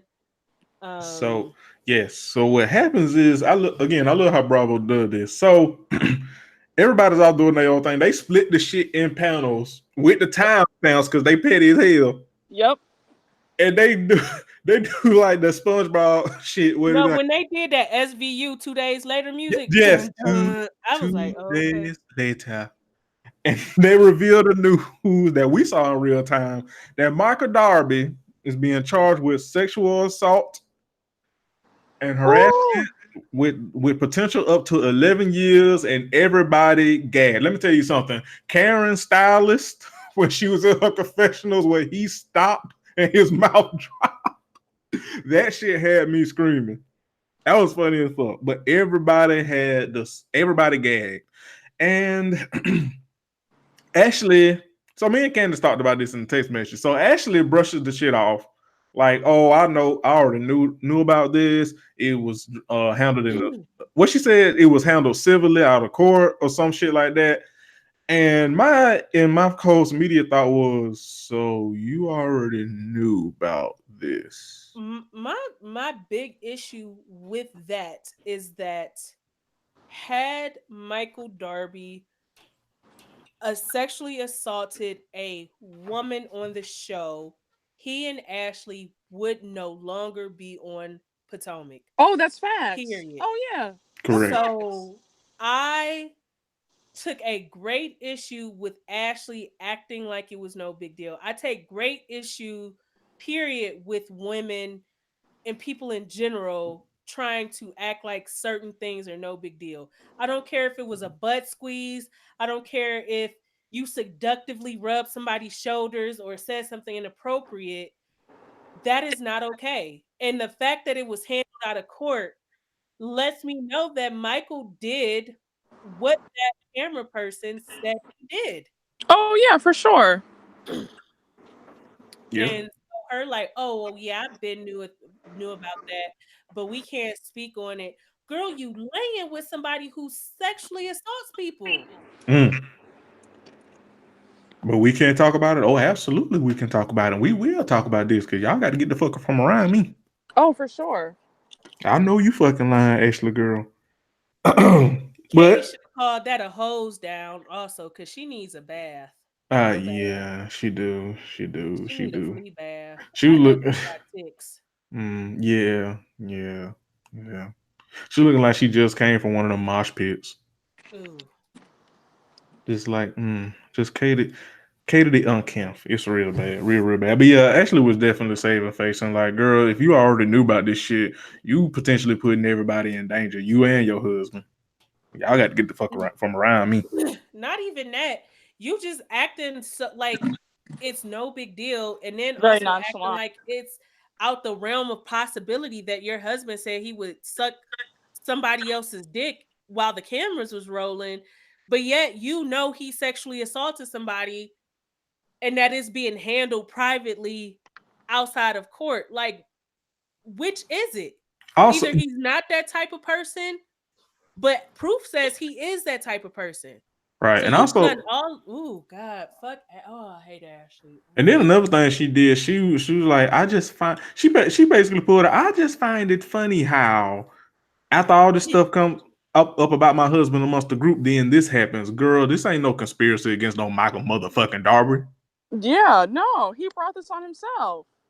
When you do Michael, y'all don't have shit that anybody wants. No. You married your sugar daddy. A beady-eyed weasel who's uglier than homemade sin. Who in previous seasons has treated you like shit. Sure has. That goddamn fake ass Australian restaurant closed because baby, I looked up the menu and y'all was serving motherfucking hot wings and cheeseburgers. Talking about Australian flair. Fuck y'all. I see why that piece of shit closed. Motherfucking Applebee's with a new name. Who is y'all playing with? Don't nobody care about you and Michael. Nobody cares, but y'all are lying about who Michael is. Like, how many times? Like, so the sexual assault, the saying he want to suck somebody dick on camera, sending nudes to men on Tinder, having his nudes exposed, like Grindr. That's right. Who you think is the fucking fool here? Because it's not us. Either one or two things. Either you are a beard, or you married a bisexual man, or both. Both. And it ain't even nothing wrong with it. You needed some financial stability, and he needed to try to have a kid to continue on his legacy to leave some of that money to, if he has any. I don't know. He has 2 kids already. He has 2 adult He has children. kids? Oh, yeah, he has a 27 no. and 24-year-old. Oh. Wait. His kid's damn near Ashley's age. Yeah. Yes. And what does he have outside of the restaurant that closed? Is he like some? I've tried to look it up, but I've never really. He's a real estate agent. developer. Okay, so it's just kind of like, Ashley, give us a break with the bullshit. Leave us alone, please. Leave us alone. You didn't want to end up like your mom, homeless and humping on people. Okay, sleeping under a bridge, and expecting Gadget Week on. Her mama was built like Inspector Gadget too, so that fit. I mean, before we get to the hoedown, Candace stops by Monique's house. Mm-hmm. And first of all, how do Chris look like Shrek, but he not handy? Listen, let me tell you something. Chris big as fuck and look like John Henry talking about he don't do handiwork. I know you fucking lying to me. John And then Henry, I'm screaming. she gonna say, so when he get home, he just want it done. He want the pregnant wife to be putting shit together? I know you fucking lying. Child, listen. Listen, the country nigga in me that'll build you a engine from scratch is very offended by Chris not being a handyman. I mean, we all could put a goddamn bookcase together. God, come damn. on, like goddamn, my nigga, shit. Listen. I was just sitting there like, girl, whatever. Anyways, she tries to tell Candace and give her some very solid advice that she needs to stop actually get under her skin, provoke her, and make her react the way she did. And Monique was even like, you know, when it happened to me last season with the umbrella, I felt stupid afterwards. As she should have. I hated that I let her take me there. So you have to stop letting Ashley take you there. Well, don't talk about my mom. She's like, but you bring her up all of the time. There hasn't been time yet this season where we have not had to hear the sob story about Dorothy being a bitch. Mm-hmm. And it's like, girl, we get it here. Dorothy a bitch when she breathe, but we don't care. That ain't our business. If you can mention my husband wanting to suck dick, I could mention your mama slapping you in the face with her pocketbook. You are not finna set boundaries after you keep crossing them. No, but Ashley deserves every bit of this, though. Ashley deserves all of it. I don't feel sorry for Ashley. Yeah, I don't feel sorry for Ashley. The only part I don't like is Candace poking and prodding about the pregnancy stuff, because Ashley has so much shit that you could get her on that you don't even have to bring that up. Yeah. Because whatever she's deciding to do with her body, that's her choice. It's nobody's business. As a matter of fact, she got a better chance of getting pregnant, getting drunk, truthfully. So it's just kind of like, girl, leave that alone. You got all this dirt and tea about Michael and Ashley. Just use that. But she can't even use that effectively. I was just like, but Candace didn't want to listen. She got into Dorothy mode, being defensive. I don't want to talk about it. It's too fresh. Girl, again, proving Chris's point. Again.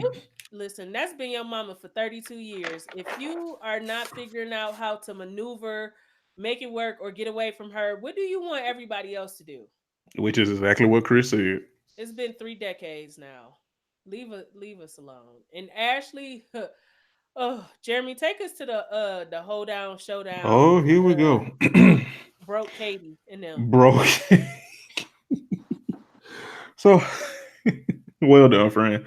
So, homeless Katie decides to throw a hoedown to get all the girls to, I don't know, kumbaya or whatever. They wasn't sticks. Like, I was like, who are these white people and what?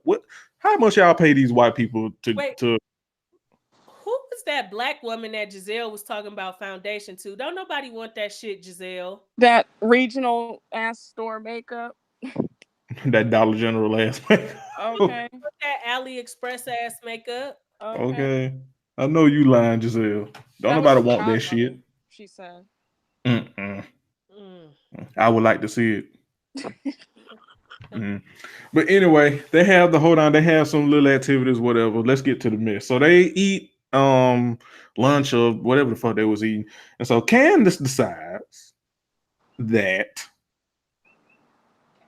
No, hold on, skipping ahead. Robin apologizes to Ashley because I am still confused as to why Ashley was mad at Robin for what happened at Candace's house, even though Giselle was like right there and literally is the reason that everything transpired. Like, how the hell you mad at Robin, but you're not mad at Giselle?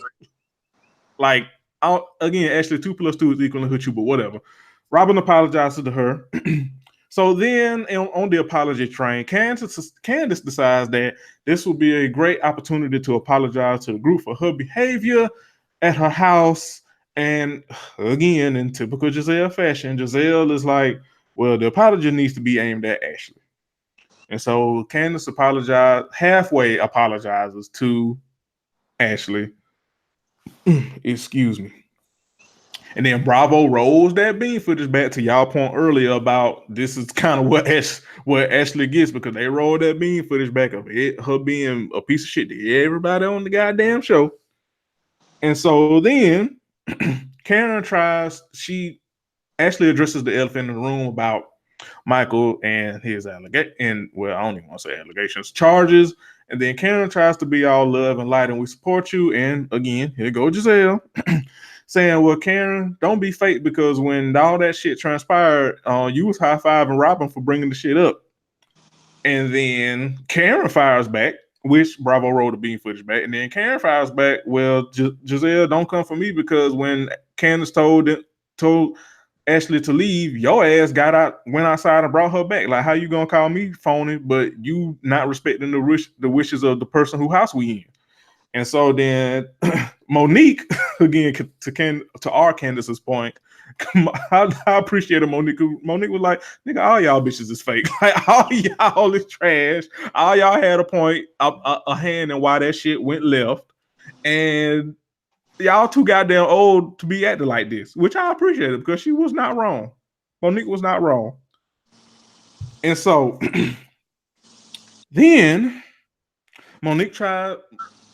Candace tries to be like, I cannot believe y'all are coming at me for being messy and being trash and this, that, and the third, when all of y'all have done the same, if not worse than me. And then Monique, once again, tries to be like, girl, yes, we all have sinned, but we ain't talking about us right now. We talking about you. The common denominator right now is you. And you are not receiving what we are saying because you too goddamn stuck in your ways to be like, okay, maybe I am wrong. Maybe I need to chill. Maybe I need to relax. And then Candace starts cussing at Monique. And Monique, because she's pregnant and she got a whole bunch of emotions going on at one time, she gets upset, understandably so, and she's like, look, bitch, I will beat your ass pregnant. Oh, don't play with me. I will drag you. The thing is, I don't feel sorry for Ashley at all. And I'm actually glad to see her getting what she has dished out over the seasons because she had the most to say about Juan and Robin, even though that's a fucking mess. Mm-hmm. She had the most to say about Karen and Ray. She had the most to say about Monique and Chris and Monique drinking and all of this other stuff. And so to see her trying to force people to respect boundaries is the funniest shit I have seen in a very, very long time. Yep. Yeah. Like, you have some fucking nerve. You deserve all that you are getting and some. Every single piece of this. She deserves every single piece of this. All of it. And the craziest part, what makes the situation really nasty is that it's alleged that Michael grabbed the camera person's butt at the rainbow party. Yeah. You are gross. Yep. You did that at such a special private event. And I think Bravo showed a cut of that. Like they did. Like so. Like when he got up and walked away and tried to pretend like he was fake crying. Mm-hmm. Because they thought Michael was really shaken up. He had to get up. No, Michael was trying to grab ass. Mm-hmm. Yeah. So listen, when Karen was like, Ashley, karma's a bitch. And Karen has been waiting for that. When Bravo, she's been on Karen's ass since season 1 about the house and Ray's so Karen, this is Karen's turn. I'm happy for Karen, and I hope Karen and Monique roast and drag the dog shit out of Ashley at this reunion. I mean, I want them to read Ashley down. I want them to read Ashley so hard that girl has to walk off of that stage. Because when Karen said clankety clank, now speaking of don't drop the soap, you need to be helping your husband with that. I was like, oh my God. Karen has been waiting for that. That's that kind of shade where you know what? I don't even think Karen has been waiting. I just think that when Ashley tried to jump fly with her, like, you had so much to say, and Karen was like, girl, I know you of all people are not going here. Karen was literally like, I know you fucking lying. Yeah, that's exactly what she was thinking. Ashley is so exposed this season, and I could not be happier. Also, the thing when you said Candace talking about she has nerve trying to respect boundaries when she was like, Karen, why you putting your hand in my face, baby? Ashley. First of all, Ashley, you're not gonna beat Karen ass. That's number one. Absolutely not. Number two, as many times as you have gotten in people's face as they rolled the beam footage back that we done seen, but now you don't want that energy received to you. I know you fucking lying. Listen, I am wondering if Ashley was like on drugs or some shit because like I feel like if I behave that way towards somebody and then I get it back, I'm gonna have to eat that. You and have it just to. is what it is. You gotta take the L on the chin. Take it on the chin and just keep it moving. Exactly. Like I've had that happen on social media, exchanging, tit for tat shade. If I get out shaded, it just is what it is. See you next time. You know what I'm saying? Because when you are giving that type of energy to people, it's going to come back. Mm-hmm. And it might not be as quick as it should. You want it to be, but it's coming. And I am thrilled to see it coming back to Ashley because the way she treated Karen last season when Ray was having the tax problems with his company or whatever, she was ruthless. Oh, sure was. Her, Giselle, and Robin were ruthless. Making them damn t-shirts. They all need their sorry asses whooped. Making them t-shirts, showing up at events very special and sentimental to Karen, and talking shit on social media. Yeah, and they knew that both of her parents died. Yes, like it was non-stop last season how they treated Karen, showing up at her old house or current house unannounced and doing ding dong ditch and all this type of, like, they did not let up. Mm-hmm. So I'm just sitting here like,